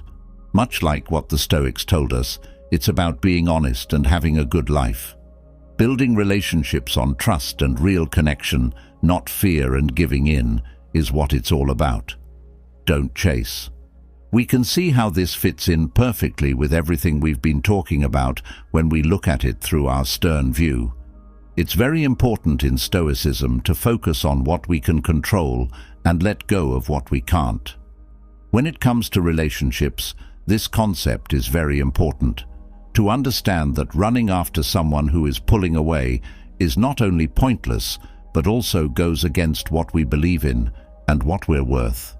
Let's say you're seeing someone and things are going well. Then they start to move away. Let me tell you something. We've all felt that urge to run after them and try to close the gap. But this is where our stern lessons come in handy. If you ask the Stoics, why are you chasing? What can you control here? The answer is your pride, your peace of mind, and your honor. It's impossible to hold on to someone who is pulling away. It doesn't work and makes you feel empty. Instead, being silent means being sure of your own worth. Let someone move away from you if they want to. Realizing that you can't change how someone else thinks or acts is what it means. It's not about being cold or unsympathetic. Let's be honest, it's not easy. It takes a lot of strength to not chase or give in to that urge. Having faith that someone will be with you if they really want to is more important. It's about not lowering your worth based on what other people do or don't do. You're telling yourself, I am worthy, and if you don't see that, someone else will. Everything is altered by this mindset. It gives you back the power. You're no longer subject to someone else's mood swings. You're in charge of your own feelings and decisions. It gives you power, and to be honest, it frees you. It's amazing what happens when you stop chasing and start focused on yourself, your life, and your growth. People who are pulled to your strength, confidence, and self-respect will come to you. This is like giving a message that says, I know I'm worth it.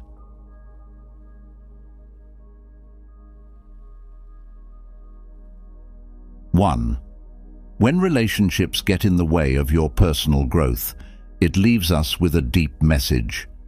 Friendship that can end was never real.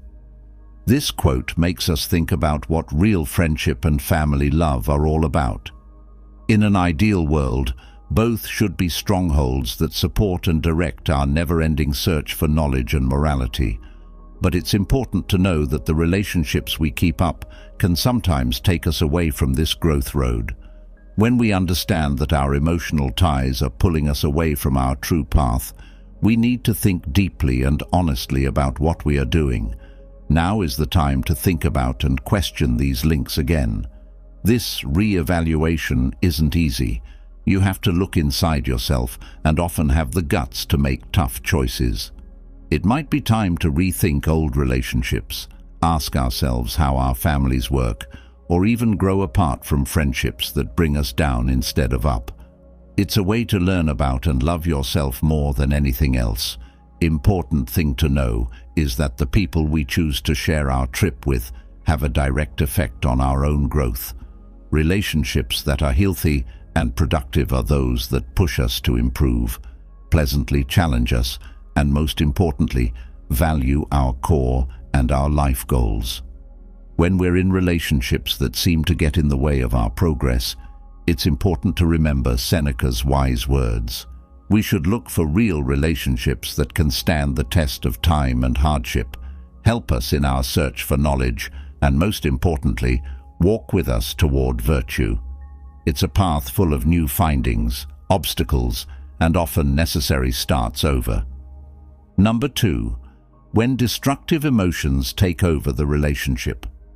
To get into the topic of destructive emotions taking over relationships, it's a good time to think about this quote by Marcus Aurelius, who was one of the most famous Stoics.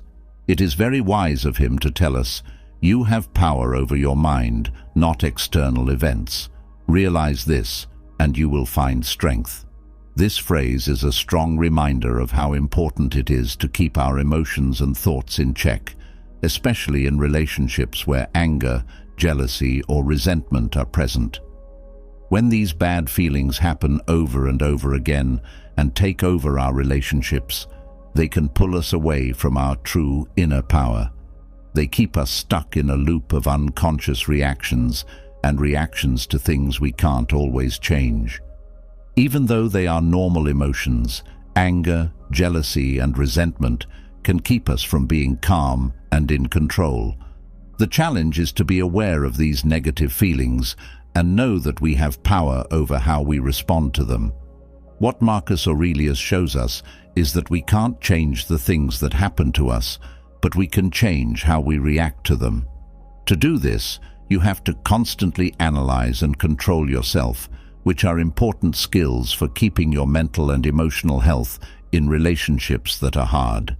It is important to evaluate the nature of a relationship when we realize that it is consistently causing us to experience these bad emotional states. It's important to think about whether this relationship is good for our health and growth, or whether it keeps us in a steady state of emotional stress. In the end, when we're dealing with negative feelings in our relationships, we need to find the inner power that Marcus Aurelius talks about. This means being patient, understanding, and empathetic, but it also means setting healthy limits and, if necessary, ending relationships that keep us from reaching our full intellectual and emotional potential. We learn to value relationships that make us feel good and get away from those that make us feel bad. This is a road of self-discovery and personal strength.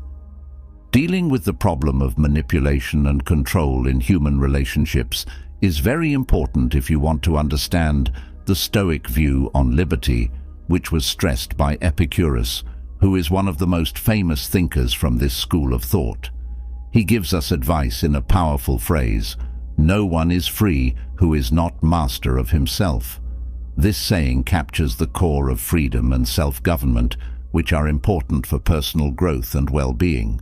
Controlling and manipulating someone in any kind of relationship is a clear sign that their freedom is being taken away. When someone else constantly affects or tells us what to do, think, and decide, that is a major violation of our personal freedom. Stoic ideals, which value self-mastery and the freedom of the person, are at odds with this situation. It's important to know how to spot a relationship that is dominating or manipulative. They can show up in many ways, such as constant criticism, low self-esteem, being cut off from family and friends, or even making choices without asking others what they think. People who do these things not only lose confidence in themselves, but they also get stuck in a circle of emotional and mental dependence. The first step to freedom is realizing that you are in a situation that limits your freedom. Epicurus says that being in charge of yourself is the only way to be truly free. This means taking charge of your own life, setting healthy limits, and ending relationships that keep you from having the freedom you need. It can be hard or even painful to decide to end a relationship with someone who is controlling, but it is a brave thing to do and an important step toward taking back control of your life. The path to freedom is one of self-discovery, self-affirmation, and most of all, reaffirming one's own worth and freedom. To sum up, spotting relationships that control or manipulate us and stepping away from them is a very self-respecting thing to do. Epictetus said that we should try to be in charge of our own lives and build relationships with other people that respect our independence and help us reach our full potential. Fourth, when the relationship does more harm than good, it's important to stress the value of each person's inner well-being when talking about how relationships that do more harm than good work. Individual growth and development is not possible in toxic relationships that drain energy, cause constant emotional pain, and create a negative environment. In this situation, it's important to know that a relationship is unhealthy if there is constant stress, unsolved issues, disrespect for each other, and a lack of emotional support. These kinds of relationships not only stop people from growing, but they can also make their mental and physical health worse. Toxic relationships often show up in a number of different ways, such as through constant criticism, lack of understanding, manipulation, or even emotional abuse. When these things happen, they make the person feel stuck and unable to move forward in their personal or work life. To find inner peace, you need to be in a place that encourages happiness, respect, mutual support, and most of all, mental and emotional health. When these things can't be done because of a relationship, it's clear that things need to change. If you want to take care of yourself and respect yourself, you should stay away from a poisonous relationship. It might be hard to make this choice, and you might feel guilty or scared about it, but it is an important step toward building healthy, positive relationships that really help your growth and well-being. Getting out of a bad relationship is also a time to think about things and learn new things.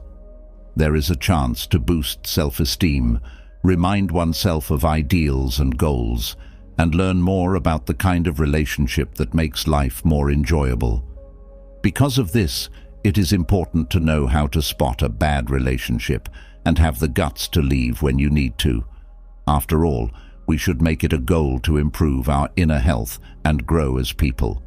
The relationships we build are very important in this process. Fifth, mutual respect is very important in relationships, especially since Stoic ideas value honor and self-control. If there is a lack of it, then the relationship is not healthy. These values can't exist in relationships where people don't respect each other. This can create an atmosphere of miscommunication, low worth, and constant stress. Respect is the building block of all good relationships. It means recognizing that people are different, being able to listen and see things from the other person's point of view, and showing understanding and care.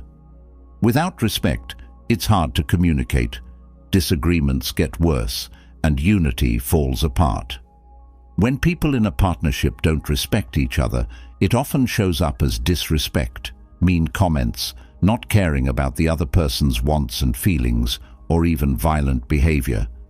These views not only hurt the relationship, but they also hurt the people involved's self-esteem and emotional health. Stoic lessons tell us how important it is to treat others with respect and self-control at all times. In other words, we should treat others with the same care and respect that we want for ourselves. If a relationship is missing this basic thing, it turns bad and messed up. When there is no equal respect, it is time to look at the relationship and decide what needs to be changed to get things back in balance. This could mean having an open conversation, setting clear limits, or even pulling away, especially if disrespect happens over and over again and can't be fixed. Recognizing when someone doesn't respect you in a relationship and taking steps to fix it or stay away from them is important for your mental health and sense of self-worth. In the end, picking relationships based on mutual respect is the same as choosing a road of self-worth and personal growth that is in line with Stoic ideas of honor and self-control. Sixth, the Stoic method stresses strongly accepting reality as it is, even when the connection makes it hard to do so. This is also true for relationships between people. Having relationships that hold us to false beliefs or help us ignore reality is not helpful and can be very damaging. Stoics say that accepting reality doesn't mean being passive or giving up. Instead, it means having a clear, objective view of the world as it is, without any unrealistic hopes or ideals. When we apply this idea to our relationships, it's clear that keeping connections based on lies or denying facts keeps us from living in a genuine and honest way. We can't really understand ourselves or others when we're in relationships that make us ignore the truth, whether it's through dreams, making excuses for bad behavior all the time, or making up a different reality. We may ignore important problems, make choices based on skewed views, and experience constant disappointment as a result of this detachment from reality. This kind of relationship can have broken promises, high demands, or even problems that aren't being talked about.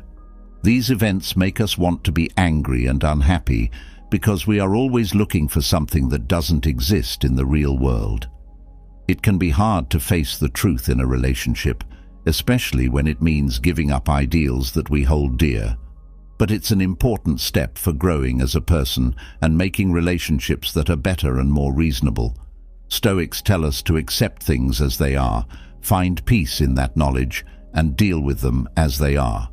So, it's very important to know how to tell if a connection is based on fantasy rather than truth.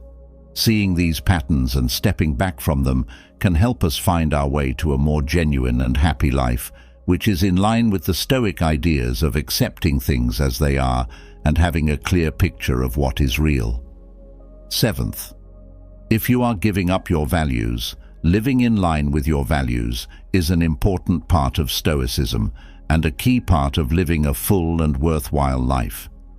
We are in a tough spot when we are in relationships that make us give up or betray our core values.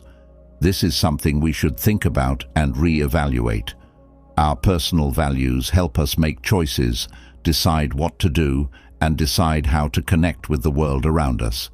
They show what we really believe and what we think is important and true. When someone in a relationship asks us to give up or ignore these values, it not only hurts our morals, but can also make us feel very unhappy and uncomfortable. There are many ways that a relationship that requires giving up ideals can show itself. It could mean being forced to do something that goes against what we think is right, to put up with behavior that we think is wrong, or even to give up important parts of who we are. At first, these concessions may not seem like a big deal, but they can add up and hurt our self-esteem and sense of self-respect over time. Stoicism teaches us how important it is to live in line with our ideals. This means having the guts to make tough decisions, staying away from things that will take us off track, and looking for relationships that respect and reflect our core values. It's not easy to look at a relationship again in light of how well it fits with our values. It could be caused by inner tensions, loyalty, fear of being alone, or fear of change. But keeping true to your ideals is good for your mental and emotional health and shows that you respect yourself and are real. So, it's important to be aware of how our relationships affect and show what we believe in. When we understand that our core values are being violated, we should really think about whether this relationship is good for our health and growth. Picking ways that are in line with our values is not only a Stoic concept, it's also a key part of living a real and satisfying life. Eighth, if the connection isn't mutual, it won't last. In any relationship, reciprocity is important for its health and longevity. Because one person always gives and the other always gets, there is an unbalance that can be harmful and can't last in the long run. Harmonious relationships are ones in which both people give and receive in an equal way. This exchange doesn't have to be exact or right away all the time, but there should always be a feeling of support and cooperation. When one side is always the giver and the other side is always the receiver, there is an imbalance that can make people feel angry, tired, and unimportant.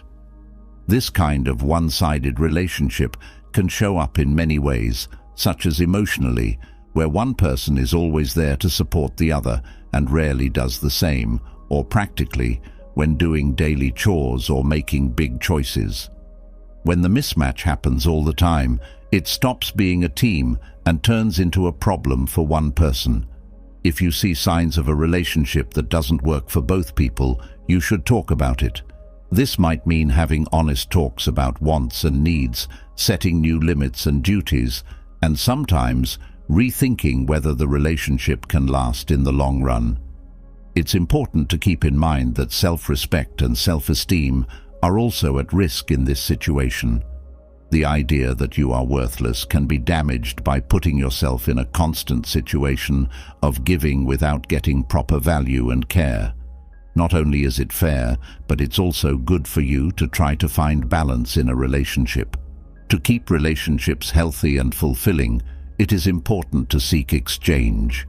Balanced relationships help both people grow, accept each other, and be happy. We should aim for and build these kinds of relationships in our lives for our own health and the health of the people we connect with. Number 9. Abuse of any kind is never okay in any kind of interaction. Stoic advice, which stresses how important it is to treat yourself with respect and honor, makes it clear that we should never put up with hurtful or cruel behavior.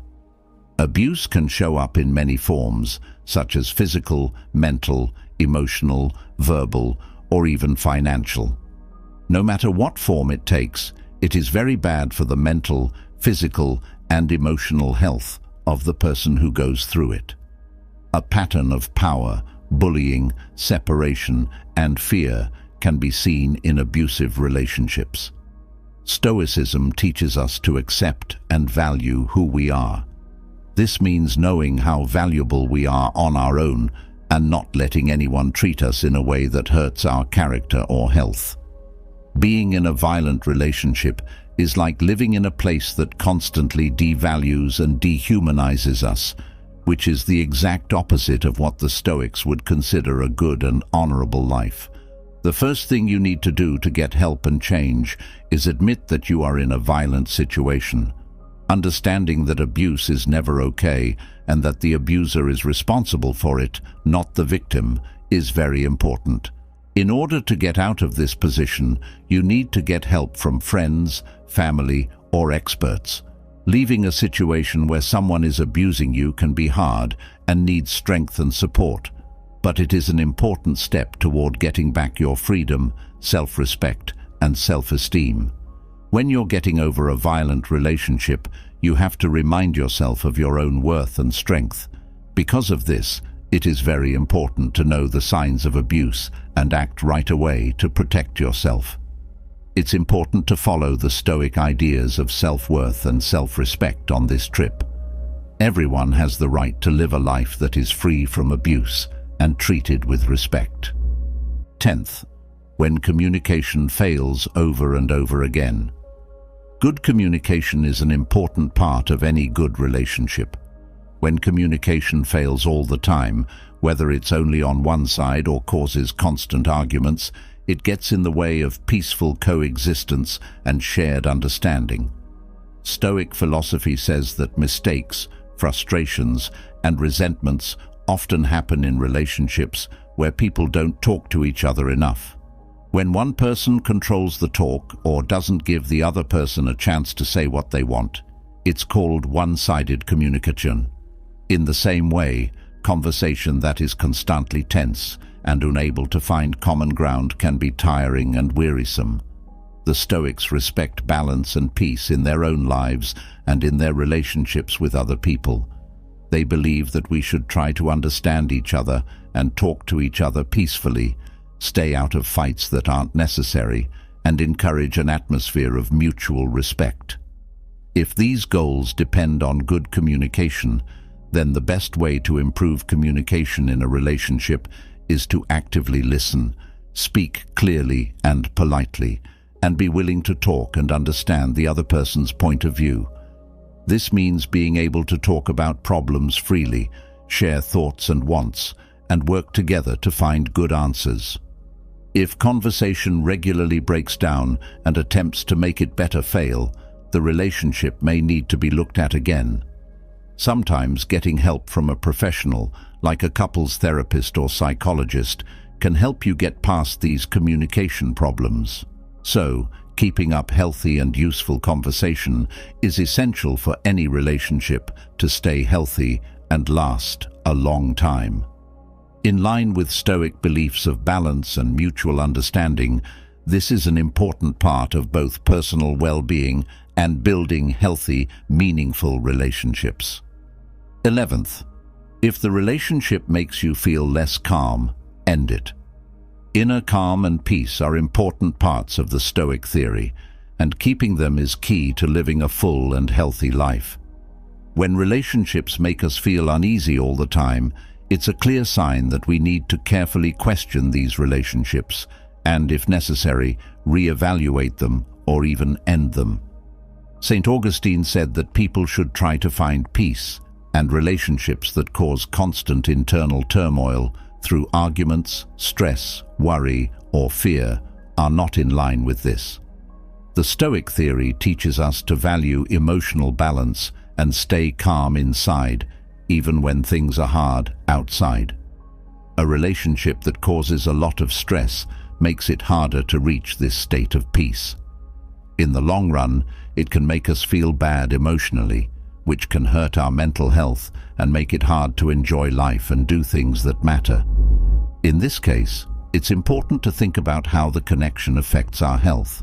This means thinking about how the relationship makes us feel mentally, whether there is a pattern of negative that can't be fixed, and whether our efforts to make the relationship better have been in vain.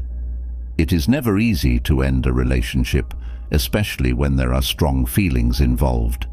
Stoic thought, on the other hand, tells us to make choices that are good for our health and peace of mind. In this case, we might need to get away from relationships that are making us feel bad.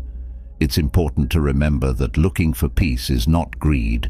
It's an important step for staying alive and living by our better ideals.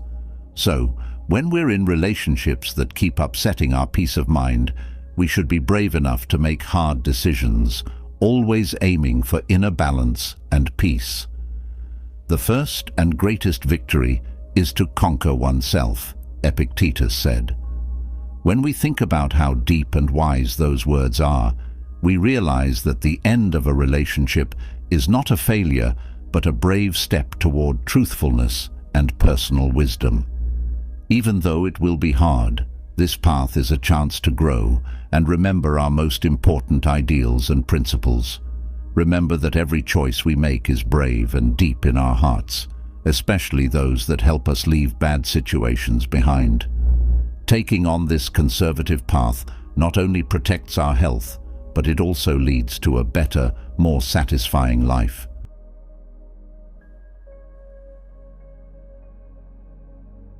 Do you ever think about how you agreed to something you didn't want at first and question your decision? Have you ever thought about why some talks make you feel like you're not sure what you're saying? You might be being influenced in a sneaky way and not even be aware of it. In this world where everything is linked, we're always talking to new people, each with their own goals and ways of doing things. Most of the time, these exchanges aren't harmful and can even be helpful. The question is, what happens when other people's goals aren't clear and their actions are dishonest? We're going to talk about the complicated and often secret world of influence. This is a very important part of this guide. It's an awakening, a trip to learn about the 10 most subtle and powerful types of influence and, most importantly, how to protect yourself from them. Why is this information so important?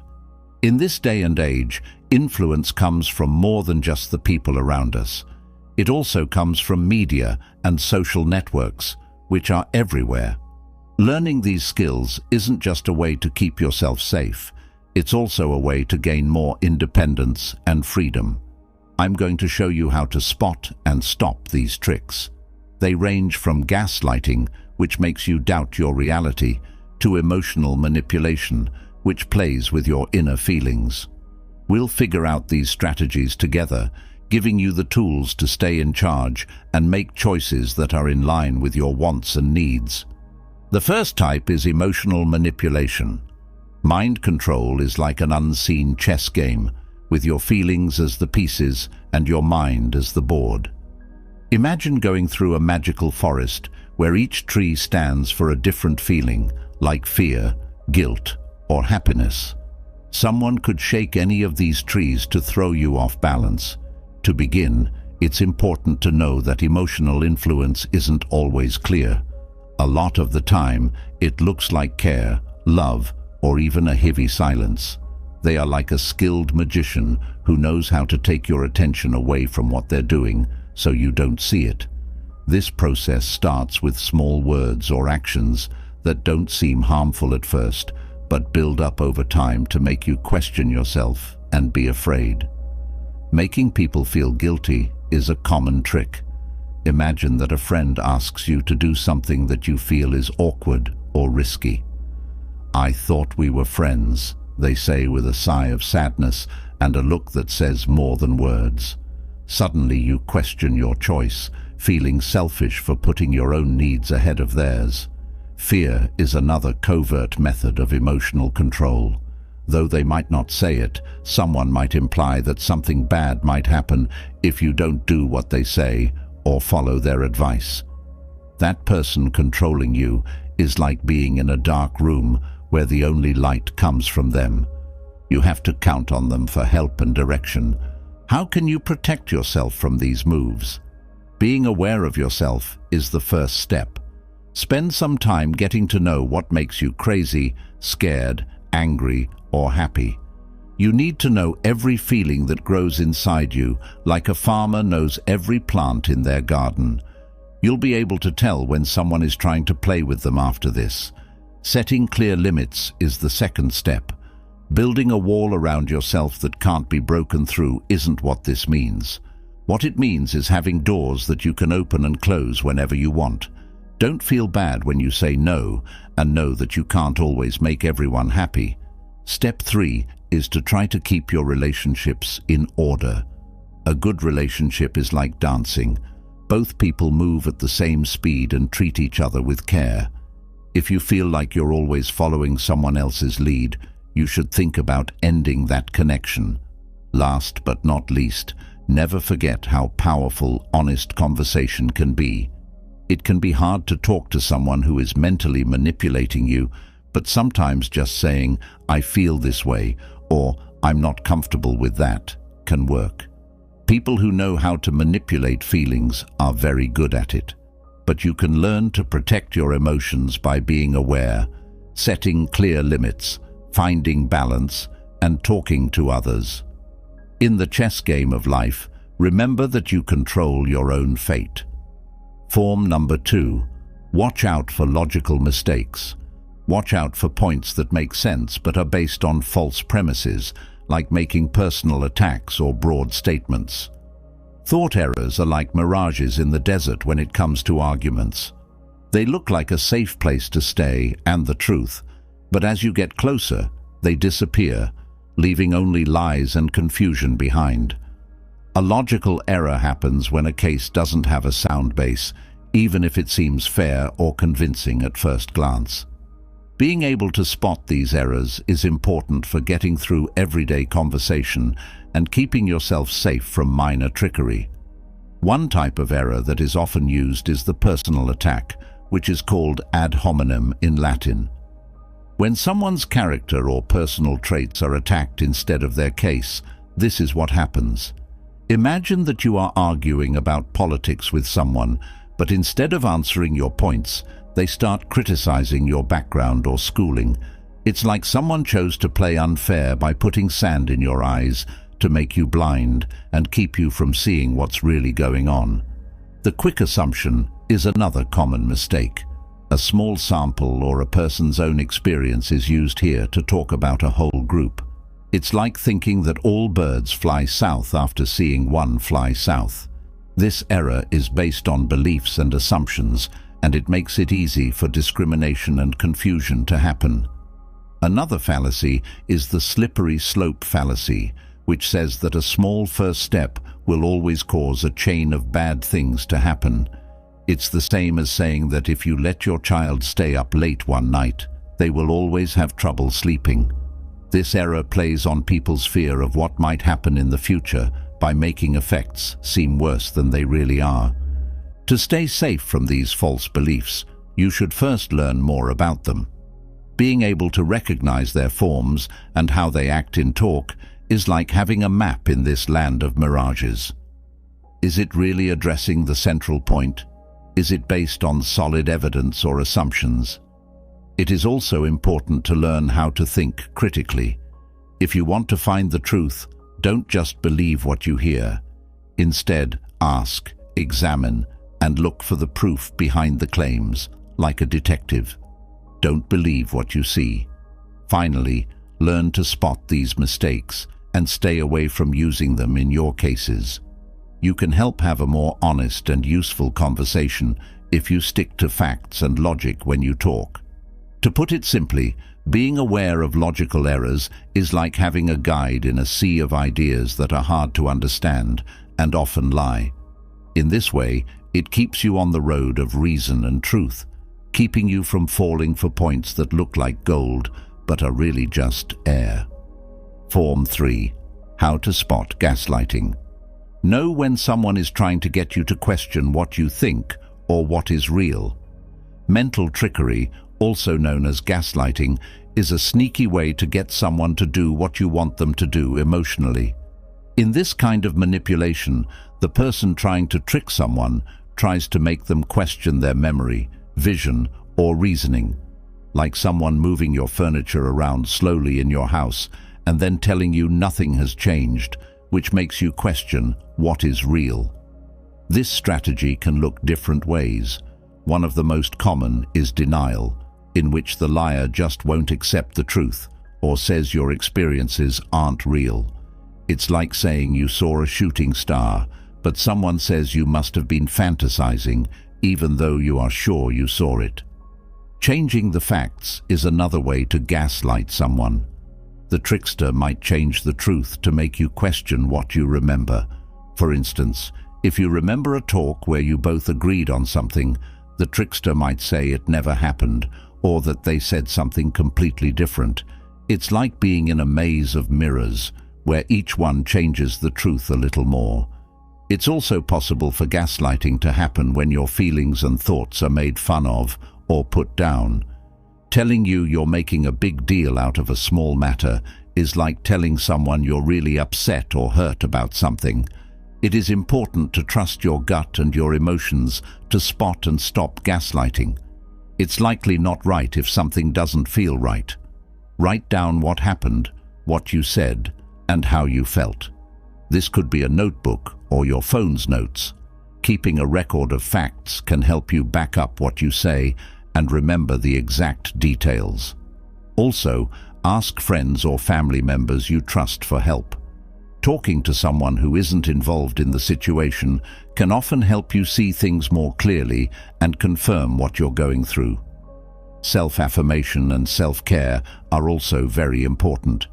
Feel good about yourself and remember that you deserve to have your own thoughts, feelings, and experiences.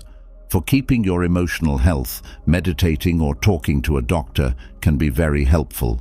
As an emotional trick, gaslighting can make you question what you know to be true. Learning about how it works and coming up with ways to trust your own view are important things you can do to protect yourself from this harmful strategy. Don't forget that your world is real and should be taken into account. Form 4. Being aware of group pressure. Figure out when pressure from other people in the group is being used to change your mind or choices. Group pressure is strong and can show up in obvious or covert ways, having a big effect on our choices and views. Many times it feels like we're traveling on a rough sea where the waves of public opinion could take us where we don't want to go. This kind of social trickery takes advantage of the fact that we all want to fit in and be accepted by a group. To fit in, you might just change how you dress, or you might have to change your views or actions to match those of the group. We follow the group, even if it takes us down a road we don't want to take, so we don't stand out as the black sheep. It's important to have high self-esteem and confidence in order to stay aware and fight peer pressure. An anchor in a rough sea is knowing who you are and what you value. It keeps you steady even when the waves try to pull you away. You can also learn to tell when someone is trying to affect you. Group pressure can be clear, like when someone tells you straight out to do something. Sometimes it's more subtle, like when everyone in your social group agrees with you or lives a certain way, and you feel like you have to follow suit. It's like being in a place where everyone talks in the same tone, and you have to change the way you speak to fit in. It's important to learn the skill of saying no. Setting and sticking to limits is very important. Being strong and clear about your choices will help you stay true to yourself. You don't have to be rude or angry. Think of yourself as a tree with deep roots. Your roots hold you down even when the wind blows hard. Also, look for a support group that treats you as a unique person.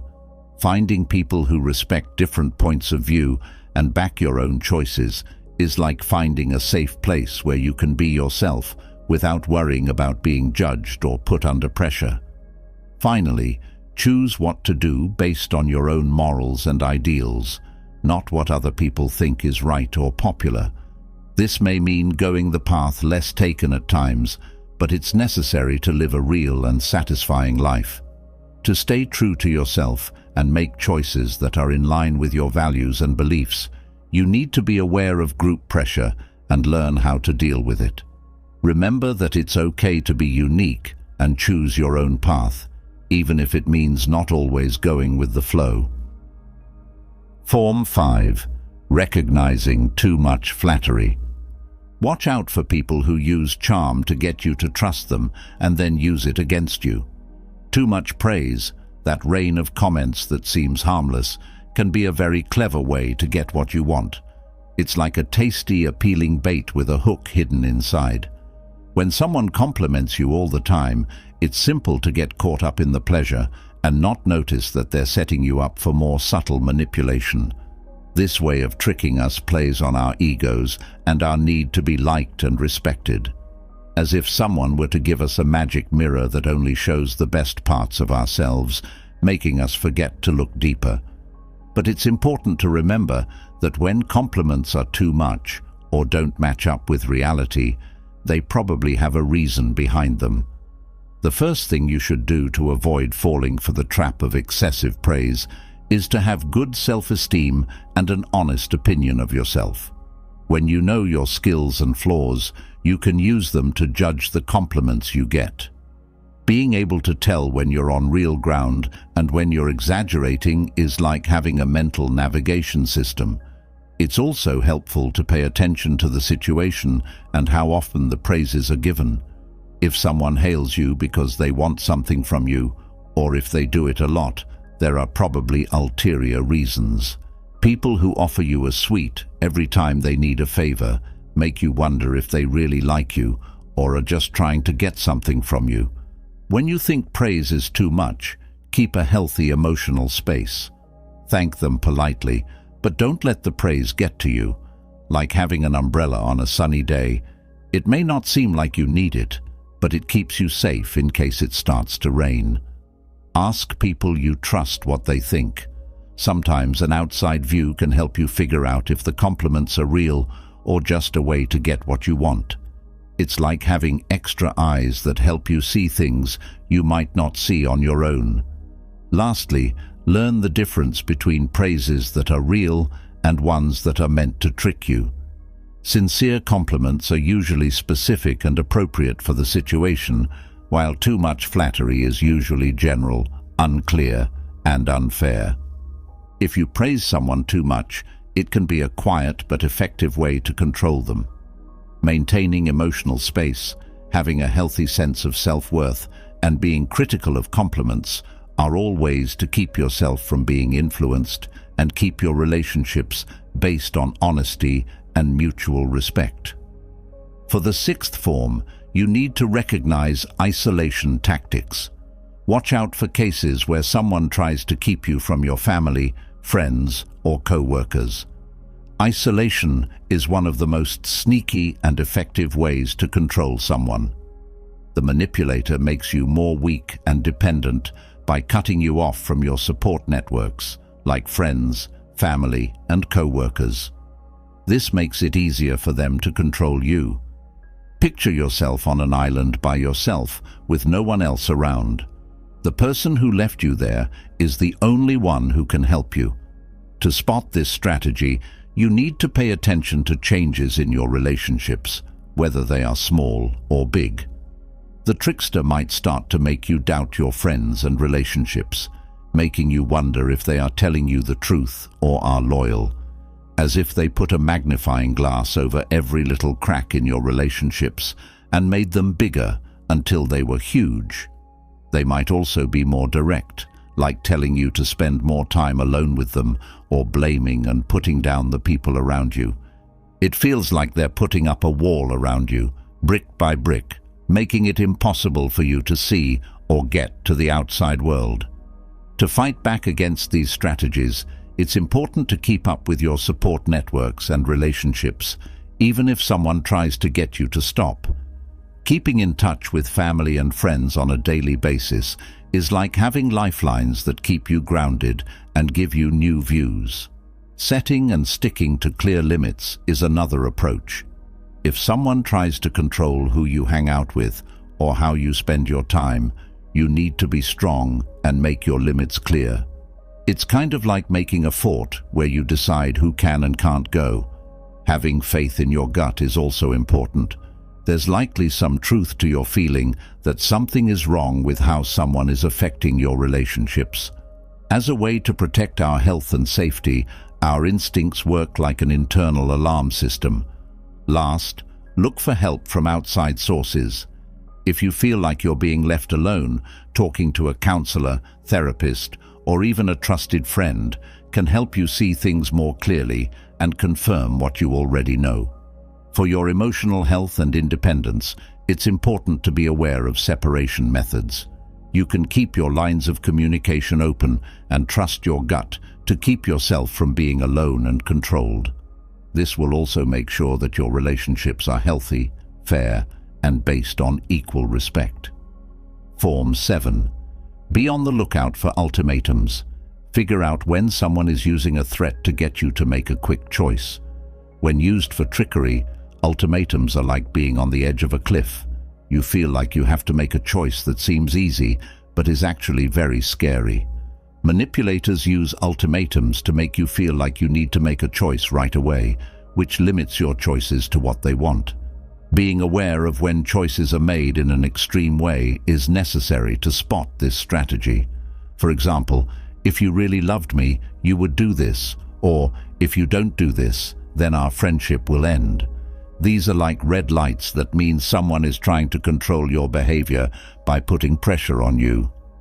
One important thing about ultimatums is that they often seem sensible at first, but when you look more closely, they show that the person doesn't value your needs and limits. If you put on sheep's clothes, it might look like something good at first, but it's actually something much worse. When faced with an option, it's helpful to take a deep breath and fight the urge to give in.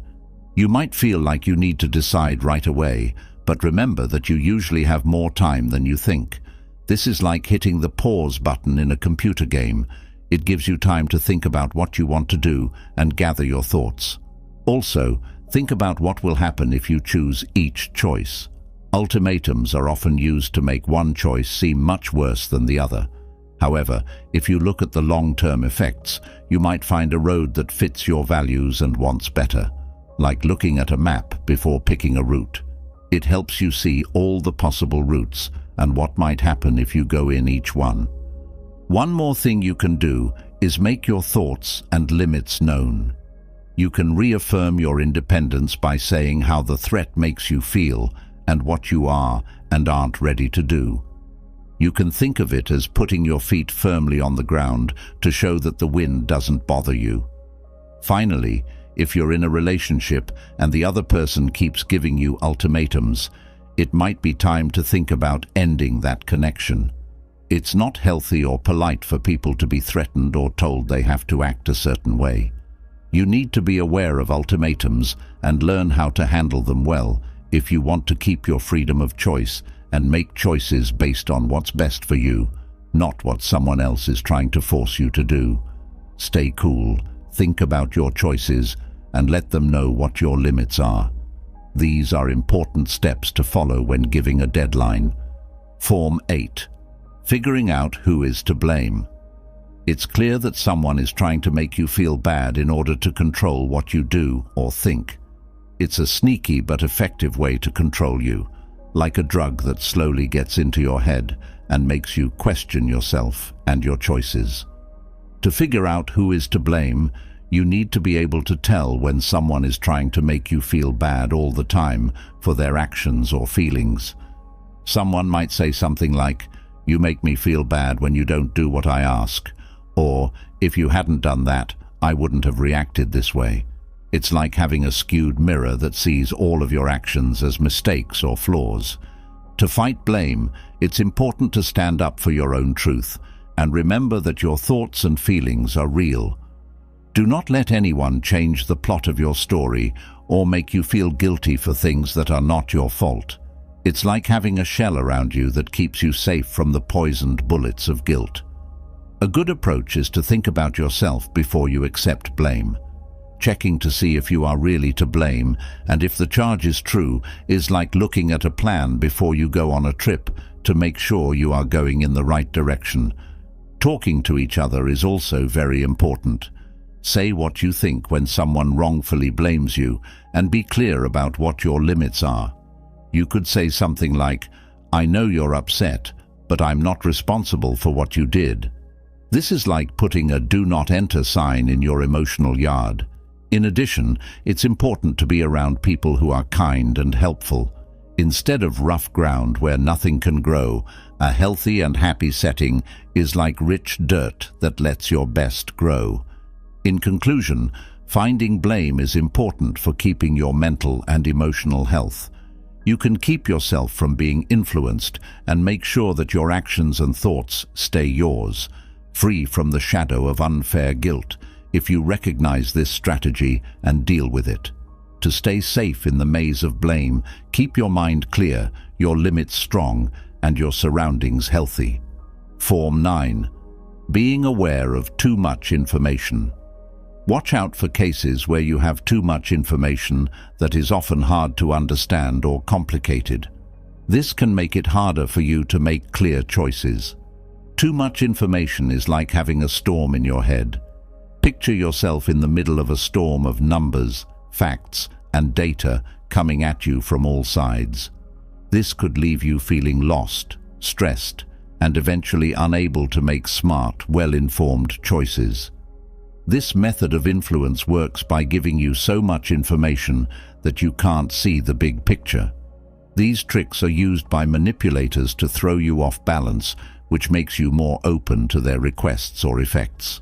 They want you to give up and let them take charge, like being given a puzzle with too many parts. To keep yourself safe from this information storm, you should first be able to tell when you have too much data. You should take a moment to breathe if you find yourself in a situation with too much information. It's like stopping a crazy movie in the middle to figure out what's going on. Then, try to make the information easier to understand by splitting it up into smaller pieces that are easier to handle. It's like taking apart a complicated engine one piece at a time, which makes it easier to understand and use. To get good results, you can also ask questions. Clearing up questions can get rid of the fog of misunderstanding. Don't be afraid to say, "I don't get it. Could you explain it another way?" It's like asking someone to light a flashlight in a dark room. Also, get views or tips from people outside the company. Talking to a neutral third party can help you see things from a new and objective point of view. It gives you a clear picture of the scenery, like looking at a map from above. Last but not least, trust your gut. If something is too much or makes no sense, it might mean that someone is trying to trick you. It's like an internal sensor that lets you know about possible threats.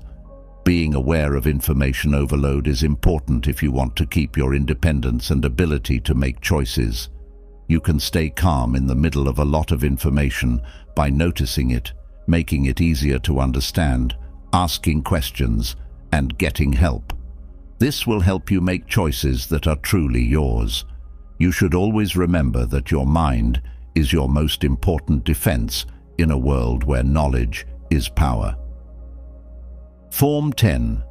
Figuring out when the topic shifts. Keep track of when someone changes the subject all the time to avoid taking blame or to confuse you. Switching the subject is like a magic trick in a talk. You're talking about an important issue 1 minute, and then the subject changes to something completely different, which can be confusing and make you feel lost. This is a subtle but effective way to control people and take their attention away from touchy or embarrassing subjects. You could compare it to being on a clear road and then getting lost in a maze of talks that don't lead anywhere. Misdirection is a game that manipulators are very good at. When pushed or asked about something, they quickly change the subject to avoid taking blame or being looked at closely. Like a dancer doing a fancy step to stay off of the ground, that could be dangerous. The first thing you need to do to stay grounded during these verbal turns and twists is to notice when they're happening. There might be a problem if the subject moves quickly and without a rational link. It's like waking up and seeing that the scenery has changed all of a sudden. When the talk goes off track, try to bring it back to the original subject. That's like a captain putting their ship back on track after taking a break. You could say something like, "That's interesting, but I'd like to get back to what we were talking about before." Remember to stay cool and strong, and don't let unimportant topics carry you away. You have to keep your balance when there are strong winds. If the topic change keeps happening, ask directly what the goal is. You could ask, "Why are we changing the subject?" Putting on a light in a dark room is like that. It shows what is being covered. Lastly, make sure there are clear limits on how you can communicate. It's fine to end the talk if you think it's not going anywhere or is constantly going off track. It's like knowing when to leave a game where the rules aren't being followed. Figuring out when to change the subject is important for keeping conversation honest and open. By noticing, refocusing, and asking about these changes, you are standing up for your right to a polite and useful discussion. Always keep in mind that keeping on topic is just as important as learning how to get around. We have looked at a variety of bad ways that people try to change our choices, feelings, and views, as we have gone through the 10 ways to spot and deal with manipulation. Each tactic, from emotional manipulation to topic switching, shows how manipulators work and how we can protect ourselves to keep our independence and honesty. Remember that being aware is the strongest defense we have. When people try to trick us in our daily lives, knowing these tricks helps us spot them and stop them. It's like having a map in a dangerous place to help us get home safely. Different types of manipulation can happen in different parts of our lives, such as in personal relationships, at work, or even in public. But if we have the right information and skills, we can face these problems head-on and keep our thoughts and feelings safe from harmful effects. Stoicism tells us that you can not only get smarter, but also grow smarter through hard work, self-reflection, and knowledge. Seneca once said, "It is the power of the mind to be unconquerable." Each method we look at is a way to improve your unconquerable mind, which will turn your knowledge into wisdom and your wisdom into a good life. 1. Actively listen and look for different points of view. The first step to using our mind to its fullest is to learn how to listen well. To really listen, though, you have to go beyond just hearing words and really connect with the thoughts, feelings, and experiences that are behind them. This kind of deep involvement helps us think and understand things in new ways, which is a key part of getting smarter. Epictetus said, "We have 2 ears and 1 mouth so that we can listen twice as much as we speak." This shows how important it is to listen more and talk less, which is a central idea in Stoic thought. Think of a time when a chat helped you see things in a new way. This is what active hearing is all about. It's an important mindful practice that makes us smarter and better able to understand others. Think about how much more we understand when we listen to someone from a different background or country. Their experiences teach us things that make us think about things in new ways. We're not just gathering knowledge when we actively listen and look for different points of view. We're changing the way we think. Getting smarter is easy when we learn new things and understand things better. The Stoics believed that people should learn from all kinds of thoughts and situations. They thought that real knowledge comes from being open to and involved with different points of view.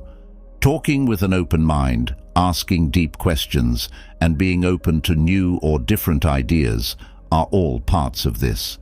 Every contact is not only a chance to hear different points of view, but also a chance to really understand them and add them to the way we think. This helps us think of new ideas, figure out how to solve problems, and become more flexible and strong. This method doesn't just make us smarter, it changes us by making us more intellectually humble and empathetic. So let's bring the Stoic spirit into our daily conversations by listening carefully and appreciating different points of view. This isn't just a theory, it's a way to live a fuller, smarter life, full of different ideas and deep knowledge. 2. Accept that you are always learning and being curious. Stoicism says that the search for information is a path that never ends. It's not just about learning facts or getting to a certain level of schooling. It's about being committed to learning new things all the time and keeping your interest alive. This view of intelligence isn't just about getting a better grasp on the world. It's also about changing ourselves. Consider the path of a great business owner who, despite their success, still goes to training and classes on a regular basis to develop their skills. Their story is a strong lesson that learning never ends, even when you've reached your goal. It's an ongoing process where each new skill and piece of information builds on the last, paving the way for more growth and development. Let's look at how this Stoic concept can be used in our everyday lives. To begin, see your daily life as a blank surface on which you can learn. Every job and conversation is a chance to learn something new. There's always something new to learn, whether you're making food, talking to someone, or doing nothing. When you do these everyday things, ask yourself, what can this teach me? Everyday activities that help you keep learning could also be a part of your life. For example, you could set aside one day a week for a digital detox. Taking a break from the digital world lets you connect with your surroundings more deeply and gives you a new way to look at learning. Taking up a new sport that tests your imagination and problem-solving skills is another good idea. It could be anything that speaks to you, like farming, art, or code. These kinds of tasks not only make you smarter, but they also make you happy and give you a sense of success. Another very helpful thing you can do is keep a learning log. Every day, at the end of the day, write down something new you've learned, no matter how small, and think about how it could help you. This easy activity helps you remember what you've learned and makes you more likely to use it carefully. Reflection is important, as Stoicism says. It's good to think about what you've done because it helps you remember things and understand them better. Seneca said something very wise. No one was ever wise by chance. We become wiser by actively seeking knowledge and rewarding our interest. Let's keep in mind the power of learning new things as we go about our day. Let's stay interested, keep asking questions, and enjoy the never-ending process of learning new things. Remember that in the world of Stoicism, intelligence is not a fixed quality, but a process that changes over time. It's about changing, responding, and making our minds and souls better all the time. Here's a task for you. This week, think of a subject that has always interested you, but that you have never looked into further. Spend some time getting to know it. 3. Take on tasks and figure out what went wrong. When you're going through life, problems aren't just problems. They're also great chances to learn and grow. Stoicism teaches us to see pain not as a problem, but as a way to grow as people. It's often when things are hard that we find the seeds of knowledge. Imagine that things don't go as planned, even though you've planned them out carefully. Focusing on the positive instead of the negative can help us see these times as lessons that we can learn from. What can I learn from this? That's the question that every problem brings up. By choosing this mindset, we turn our challenges into stepping stones that lead to more success and personal development. A wise man named Marcus Aurelius once said, "What stands in the way becomes the way." This powerful thought tells us that it's not the lack of difficulties that shapes our journey, but how we deal with them. We develop resilience and flexibility by meeting challenges head-on and learning from them. When you face problems, ask yourself, what is this teaching me? And see these times as chances to get smarter and better. Don't think about each mistake with sorrow. Instead, use them to help you make decisions in the future. Instead of trying to get rid of pain, this conservative way of thinking turns it into a tool for personal growth. Now, when you have failures, Don't see them as dead ends. Instead, see them as doors that lead to new ways of learning and resilience. Being smart doesn't mean never failing. It means getting back up after every fall with new ideas and a better soul. Remember that every mistake is a lesson that teaches us how to be smarter and stronger. Think about a problem or mistake you made not long ago. What did it do to help you grow? What new knowledge did it give you that makes you smarter? Think about this and see how it fits with the calm way of seeing problems as chances to grow. Remember that your path of learning and resilience is an ongoing adventure that keeps your mind and spirit sharp all the time. 4. Improve your self-reflection and mindfulness. Marcus Aurelius, a Stoic philosopher, once said, "The happiness of your life depends upon the quality of your thoughts. Therefore, guard accordingly and take care that you entertain no notions unsuitable to virtue and reasonable nature." This quote supports our next technique, which is to practice mindfulness and self-reflection.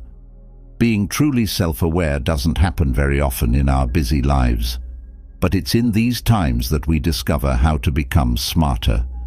Mindfulness means taking a moment to notice our feelings and thoughts, even when things are going crazy. It's the skill of living in the present and being aware of everything around you. Next, picture yourself in a tough spot, like a fight or a stressed day at work. Imagine stopping, taking a deep breath, and thinking about what you want to do instead of moving without thinking. With just a moment of mindfulness, you can change how you react, making choices that are more deliberate and well thought out. This is complemented by self-reflection, which lets us think about the past and learn from it. It's not about focusing on the past, but about learning from it so that you can handle the future better. We can become smarter, not just more informed, through regular self-reflection. Take a look at a day when things didn't go as planned. In the evening, you think about what happened. This self-reflection shows you a trend in how you behave and helps you figure out how to handle similar scenarios better in the future. So try this easy habit. When the day is over, take a few minutes to think about what happened, what you learned, and how you can use what you've learned in the future. Self-reflection is a good trait that will not only make you smarter, but also give your life more meaning and understanding. When we practice mindfulness and self-reflection, we don't just get smarter, we start a journey of deep emotional growth. 5. Get your mind and body in sync. Have you ever found that yourself finds it difficult to stick to your workout schedule or craves junk food after a long, hard day? You may have also had days when you stay up late and felt even more tired the next morning. How come it seems so hard to live a good life when we're so busy? The Stoics thought about this very same problem many hundreds of years ago. They understood the deep link between having a healthy body and a sharp mind. Epictetus said, "First say to yourself what you would be, and then do what you have to do." These words not only show how important it is to make sure that our actions are in line with our mental and physical health, but they also remind us that this balance is essential for getting smarter. When our days are full of things to do and due dates, it's easy to forget about our physical health.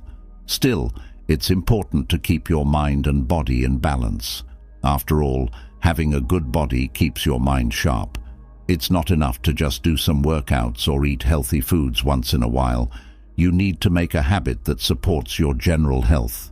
Imagine beginning your day with a quick workout or a fast walk. This physical action gives you energy and health for the rest of the day, which has a direct effect on how focused and sharp your mind is. In the same way, making good food choices and getting enough sleep are not just self-care. They are investments in your resilience mentally and emotionally. Mind and body are deeply connected. A strong base for mental clarity and emotional calm is built when you take care of your physical health. This balance is important for staying relaxed and clear when facing problems. Consider your present way of life and ask yourself, How can I better balance my physical and mental health? What small step can I take today to move toward a more healthy way of life? It could be working out for 30 minutes, eating better, or having a regular bedtime to get a good night's sleep. People are often surprised by how small, regular changes can make a big difference in how they think, feel, and perform. By following the Stoic concept of balancing mind and body, we not only get smarter, but we also live a healthier, wiser life. To not only survive but also thrive in the modern world, you need to take this attitude. 6. Take part in thoughtful practice. Stoicism shows us how important discipline and hard work are for brain growth. This is where the idea of deliberate practice comes in handy. It's not just doing the same thing over and over again. It's a mindful way to improve your skills that includes games, puzzles, and learning new ones. Deliberate practice is a serious way to learn that goes beyond just learning. It means keeping your mind active by doing things that require you to focus and figure out solutions. Picture yourself getting really into a hard puzzle or a strategy game. These things aren't just fun. They're also good for you because they work out your brain and make it smarter. The Stoics knew how important it was to keep their minds active and sharp. People who regularly do mentally challenging tasks not only learn new skills, but also strengthen their brain resilience. Focus, discipline, and persistence are all things that are needed to learn a new language, get good at playing an instrument, or solve hard tasks. To put this into action, start by thinking about the things that interest you. A daily crossword task, a tough board game, or even a new sport that makes you think strategically could be just what you need. Consistency and a desire to stretch oneself beyond one's comfort zone are essential. Working hard over and over again is the only way to achieve real greatness and understanding. It is not because things are hard that we do not dare. It is because we do not dare that they are hard, Seneca said. These words perfectly describe the heart of careful practice. In this method, you're not just practicing your skills, you're also practicing the Stoic traits of courage, focus, and resilience. You'll see a huge change in your personality and brain skills if you keep pushing yourself and getting out of your comfort zone. This trip will not only make you smarter, but it will also help you grow as a person. Remember that careful practice not only sharpens your mind, but it also gives you the tough spirit of self-improvement and makes you ready to face life's obstacles with a strong mind. 7. Control your feelings so you can make smart choices. Have you ever found yourself reacting without thinking when you were stressed at work? Or perhaps responding to a family fight and then feeling bad about the choices they made at the time? Emotions can make it hard to think clearly, which can cause us to make hasty and often bad choices. Stoicism teaches us that controlling our feelings can help us make better decisions when these things happen. Even though feelings are a normal part of being human, they can get in the way of clear thought sometimes. The Stoics thought it was important to be aware of our feelings without letting them rule us. This practice is very important for building a clear, calm mind that can make smart choices. To get control of your feelings, take a moment to think before you decide what to do. This space gives you a chance to think about your choices more carefully. Writing in a journal can help you a lot with this process. It can help you understand and share your feelings, which can lead to more understanding. Also, when your feelings are high, pay attention to your breathing. This easy method can help you calm down and be less impulsive. Getting different points of view is another good approach, especially when making decisions. Hearing different points of view can help you keep your feelings in check and help you understand things better, which can help you make better choices. Remember Seneca's wise words. Here, we are more often frightened than hurt, and we suffer more from imagination than from reality. This serves as a good reminder that our emotional responses are frequently stronger than necessary. Taking control of our feelings helps us make decisions with a clear head and in line with our morals and intelligence. You develop the Stoic values of self-control and reason as you practice emotional management, in addition to making better choices. Ultimately, this journey helps you make decisions that are in line with your real goals and show that you have gained more understanding and knowledge. It also improves your decision-making skills and helps you grow as a person. Eighth, be good and honest in your daily life. It's not just about what we know when we want to get smarter. It's also about how we live. Stoicism is more than just a way of thinking about ideas. It's also a way of living. It puts a lot of weight on ideals like bravery, fairness, and moderation, and says that we should base all of our actions on these traits. Imagine dealing with the problems you face in life, not only with information, but also with a moral guide. It's about making decisions that are not only smart, but also right when you follow these ideals. This matching of actions with virtue makes our choices not only smarter, but also more important and moral. So, how can we live our daily lives with these virtues? Make some small, thoughtful choices to begin with. Before you decide what to do, stop and ask yourself, is this action fair? Am I facing this challenge with courage, or am I avoiding it? This will help you make choices that are in line with the Stoic ideals of courage, justice, and moderation. In Stoicism, courage isn't just being brave in dangerous situations. It also means standing up for what you believe in, speaking out against unfairness, and never giving up on your values, not even when things seem small.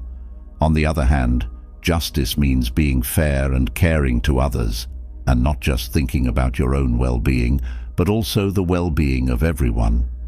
Finding the right balance in life, staying away from excesses, and making decisions that will help you in the long run are all parts of temperance or self-control.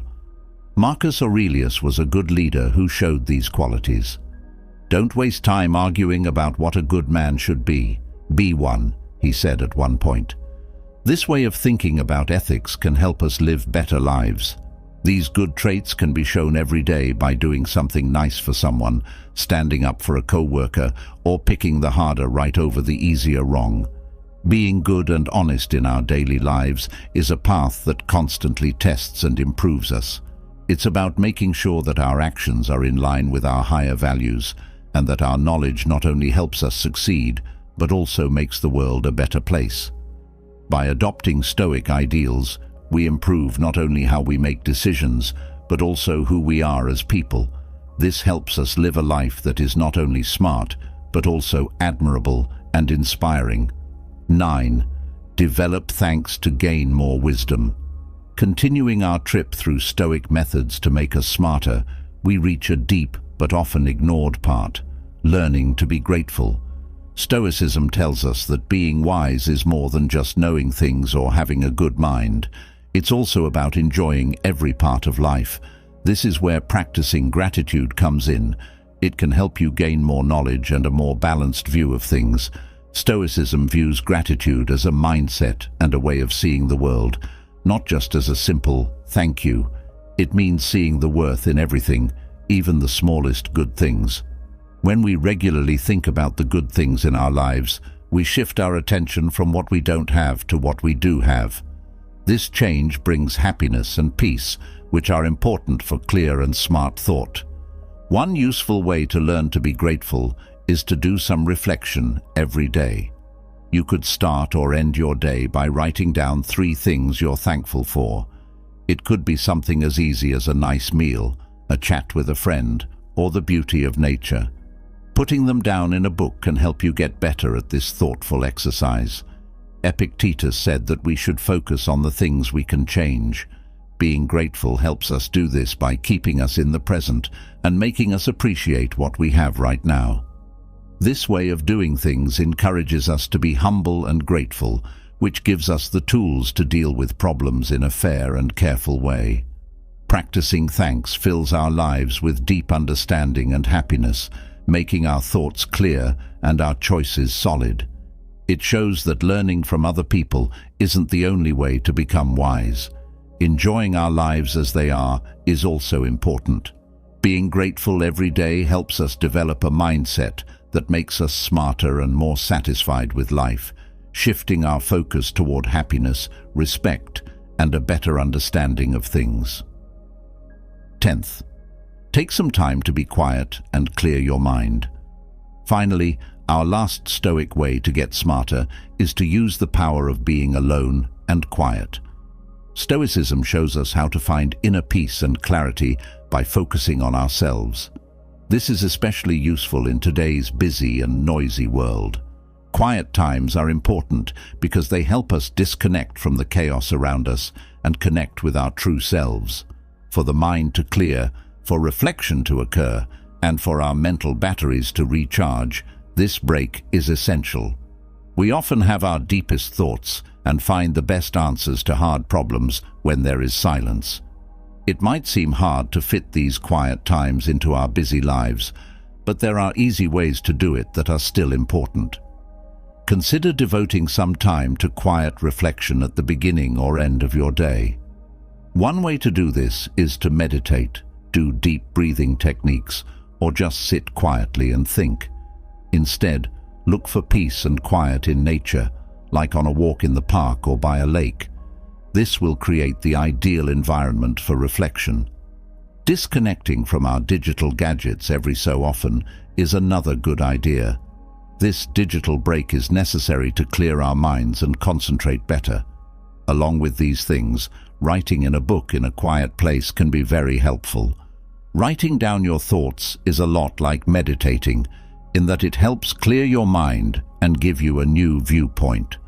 We can follow the Stoic road of self-discovery and mental renewal by savoring these quiet times.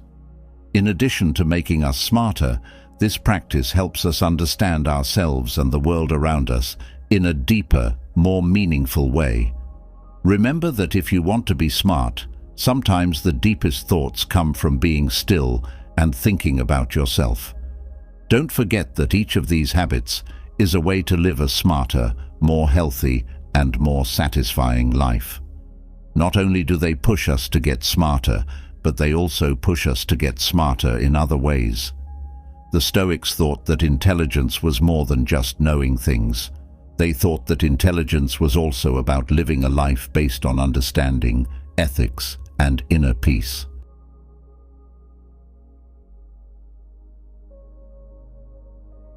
It said, "Don't set yourself on fire to keep someone else warm."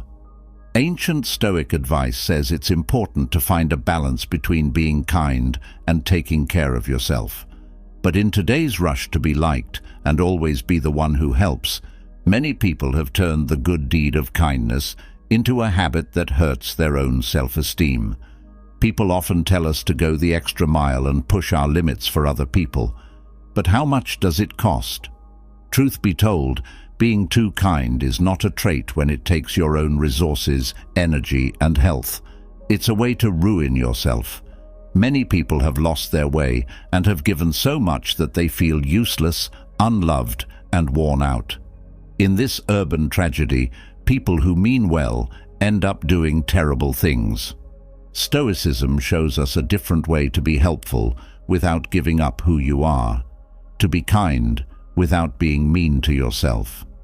It shows us how to be generous in a way that makes other people's lives better while also looking out for our own. Let's talk about how Stoic principles can help you set healthy limits so that your kindness builds you up instead of draining you. To give without losing, to love without hurting, and to be there for others without leaving our own lives, we will talk about it. To help us walk the fine line between kindness and self-preservation, Stoicism has taught us. 1. Don't set yourself on fire to make other people warm.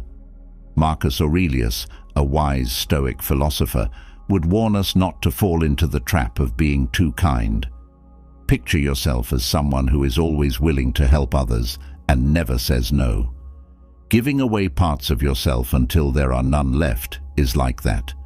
You turn into someone who is always there for other people, but when you need help, you find yourself all by yourself. Being kind to other people is important, but being kind to yourself is even more important. Marcus would tell us that taking care of ourselves is our first job. We can't really be there for other people without it. Think about the story of two gardeners who lived next door to each other. One took great care of their own garden, and the other, even though they had their own plot, often helped take care of other people's gardens. Knowing the value of self-care, the dedicated gardener gave their garden the right amount of care and resources, making it a thriving and growing place. This gardener's area not only brought them joy, but they also had extra food to share with their neighbors. The other farmer, on the other hand, spent so much time and energy on other people's grounds that they forgot about their own. They didn't take good care of their yard, so it died and didn't produce much. In their desire to help, they forgot about their own needs, which left their yard, and by extension, themselves, empty. This is a warning to think about what you want to do before you start helping other people. Ask yourself if this help will last. Am I taking care of my health? Stoics from the past would tell us to use Stoicism by setting healthy limits and remembering to be kind to ourselves as we try to be kind to others. You can't pour from a cup that's not full, after all.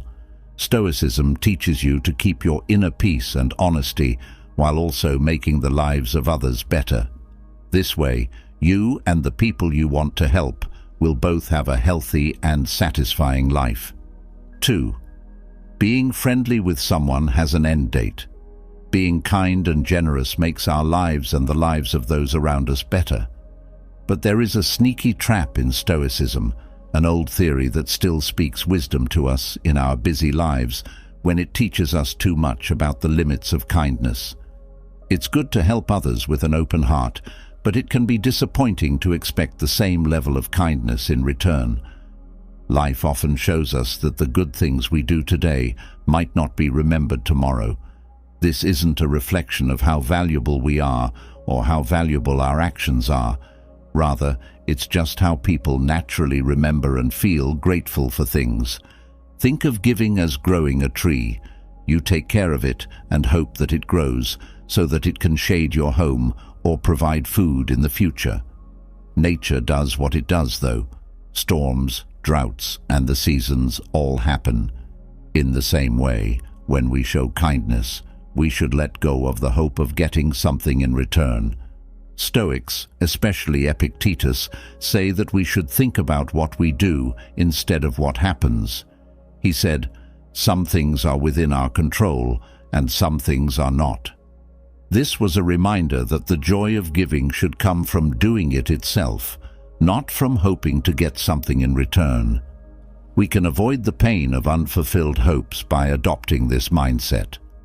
It develops our emotional resilience so that we can keep being kind and giving without getting worn out or feeling exploited.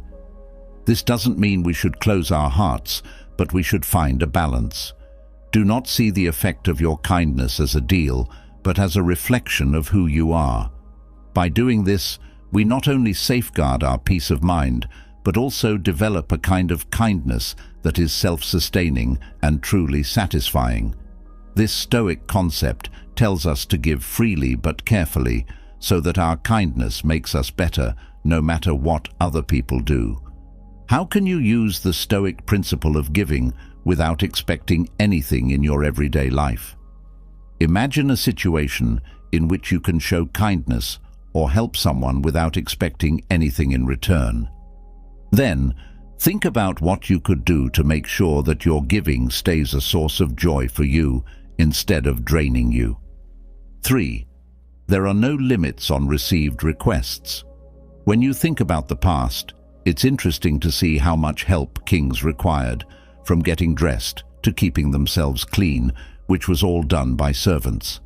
Now that it's 2019, it's clear that people still expect things from us, and they often ask for favors that they could easily do themselves. Stoicism sheds light on this and teaches us how important it is to set limits and accept balance.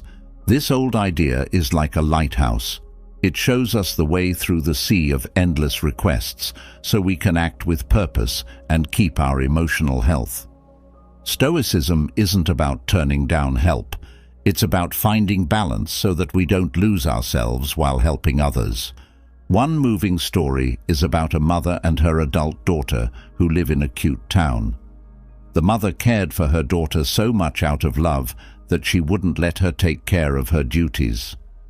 This pattern continued until the mother died too soon, which surprised everyone by making the daughter more independent. This story shows an important lesson. Even if our goals are good, giving too much help can stop growth without meaning to. Marcus Aurelius, the Stoic ruler, said it best in his Meditations. A man's job is to stand upright, not to be kept upright by others. This insight encourages us to promote self-reliance, which creates a balance that is good for everyone. Seneca, who had a lot of knowledge about how people connect with each other, said, "He who becomes your friend because of the benefit will also stop because of the benefit." This is a strong lesson to build relationships based on real ties instead of transactions. Stoicism teaches us to value ourselves not for what we can do, but for who we are. This builds self-esteem and helps us connect with others in a real way. Stoicism gives us the strength to be moderate, to set limits to protect our own health while still truly helping others. By putting our needs first and tasks second, we not only stay true to ourselves, but we also do more important acts of kindness. We can stay true to ourselves and our ideals and live a good, happy life if we take this sensible approach to life and relationships. Staying aware of our own needs is not selfish. It's a necessary part of self-care as we deal with the challenges of modern life. 4. Being seen and treated as weak. Stoicism teaches us a lot about self-command and inner resilience. To build a fortress inside, learn how to control yourself and make clear lines in the sand that mark our personal space. Ironically, always going the extra mile for other people can make you look weak over time. When we don't set clear limits, we leave ourselves open to being taken advantage of by people who see our kindness not as a strength, but as a chance to gain something. This loop of overextending ourselves and taking advantage of others drains us, making us feel unappreciated and overworked. However, things change when we start to firmly say no. We're not the first people come to with any needs or requests.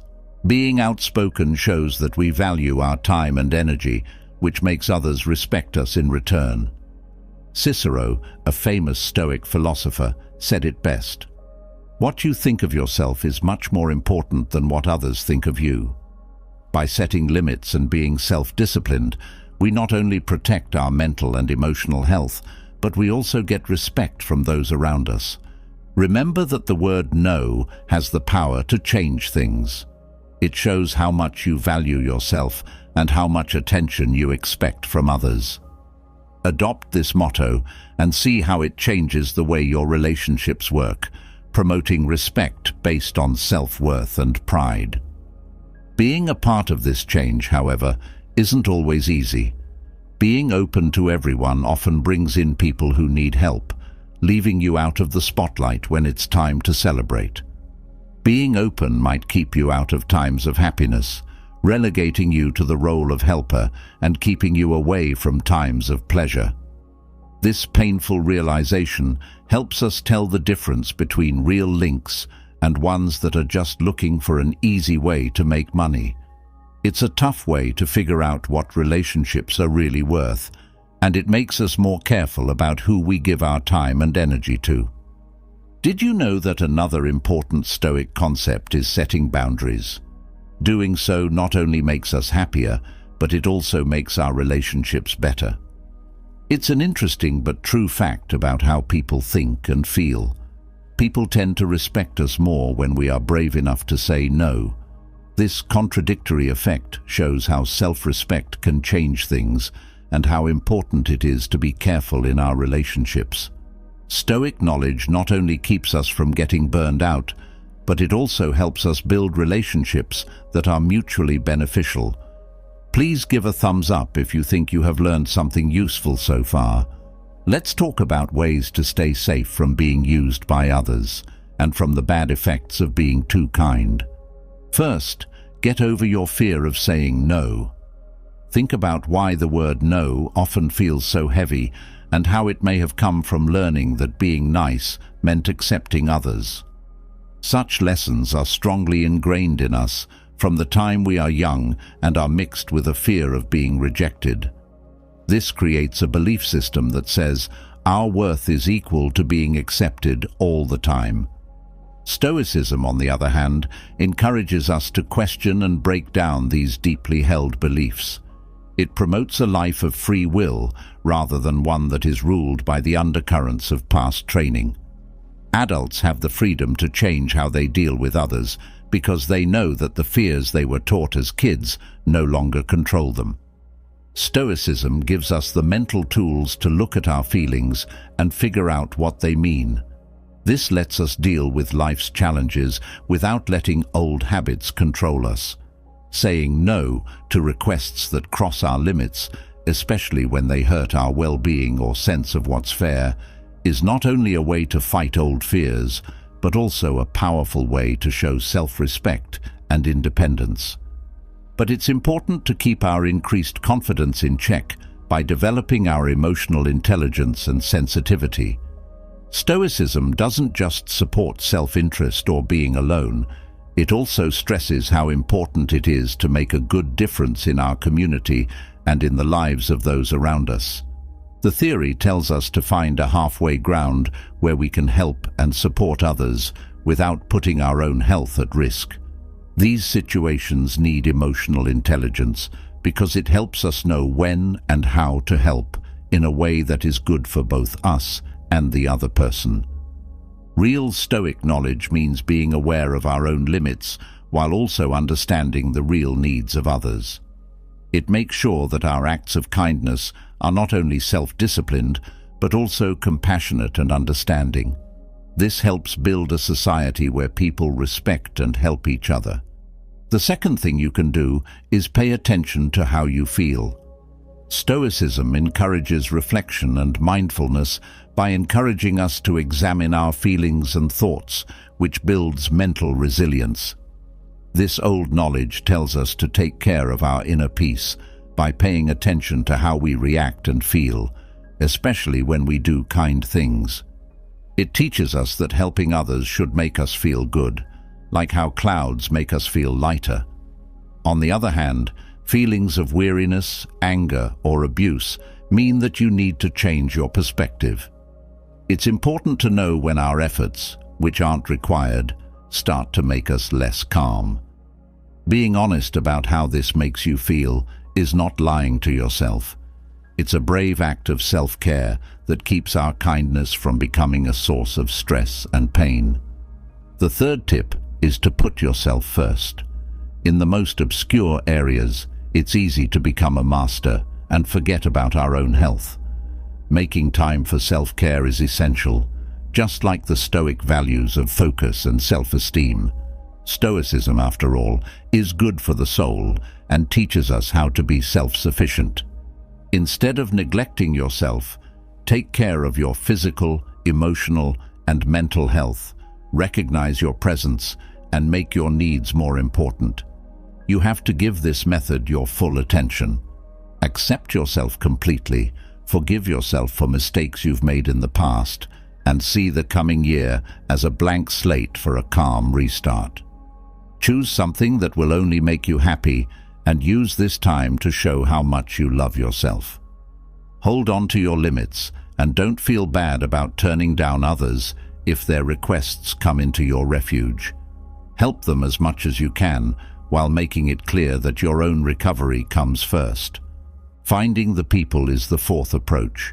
Stoic traits like self-discipline and insight give us the power to tell the difference between relationships that make us feel good and ones that make us feel bad.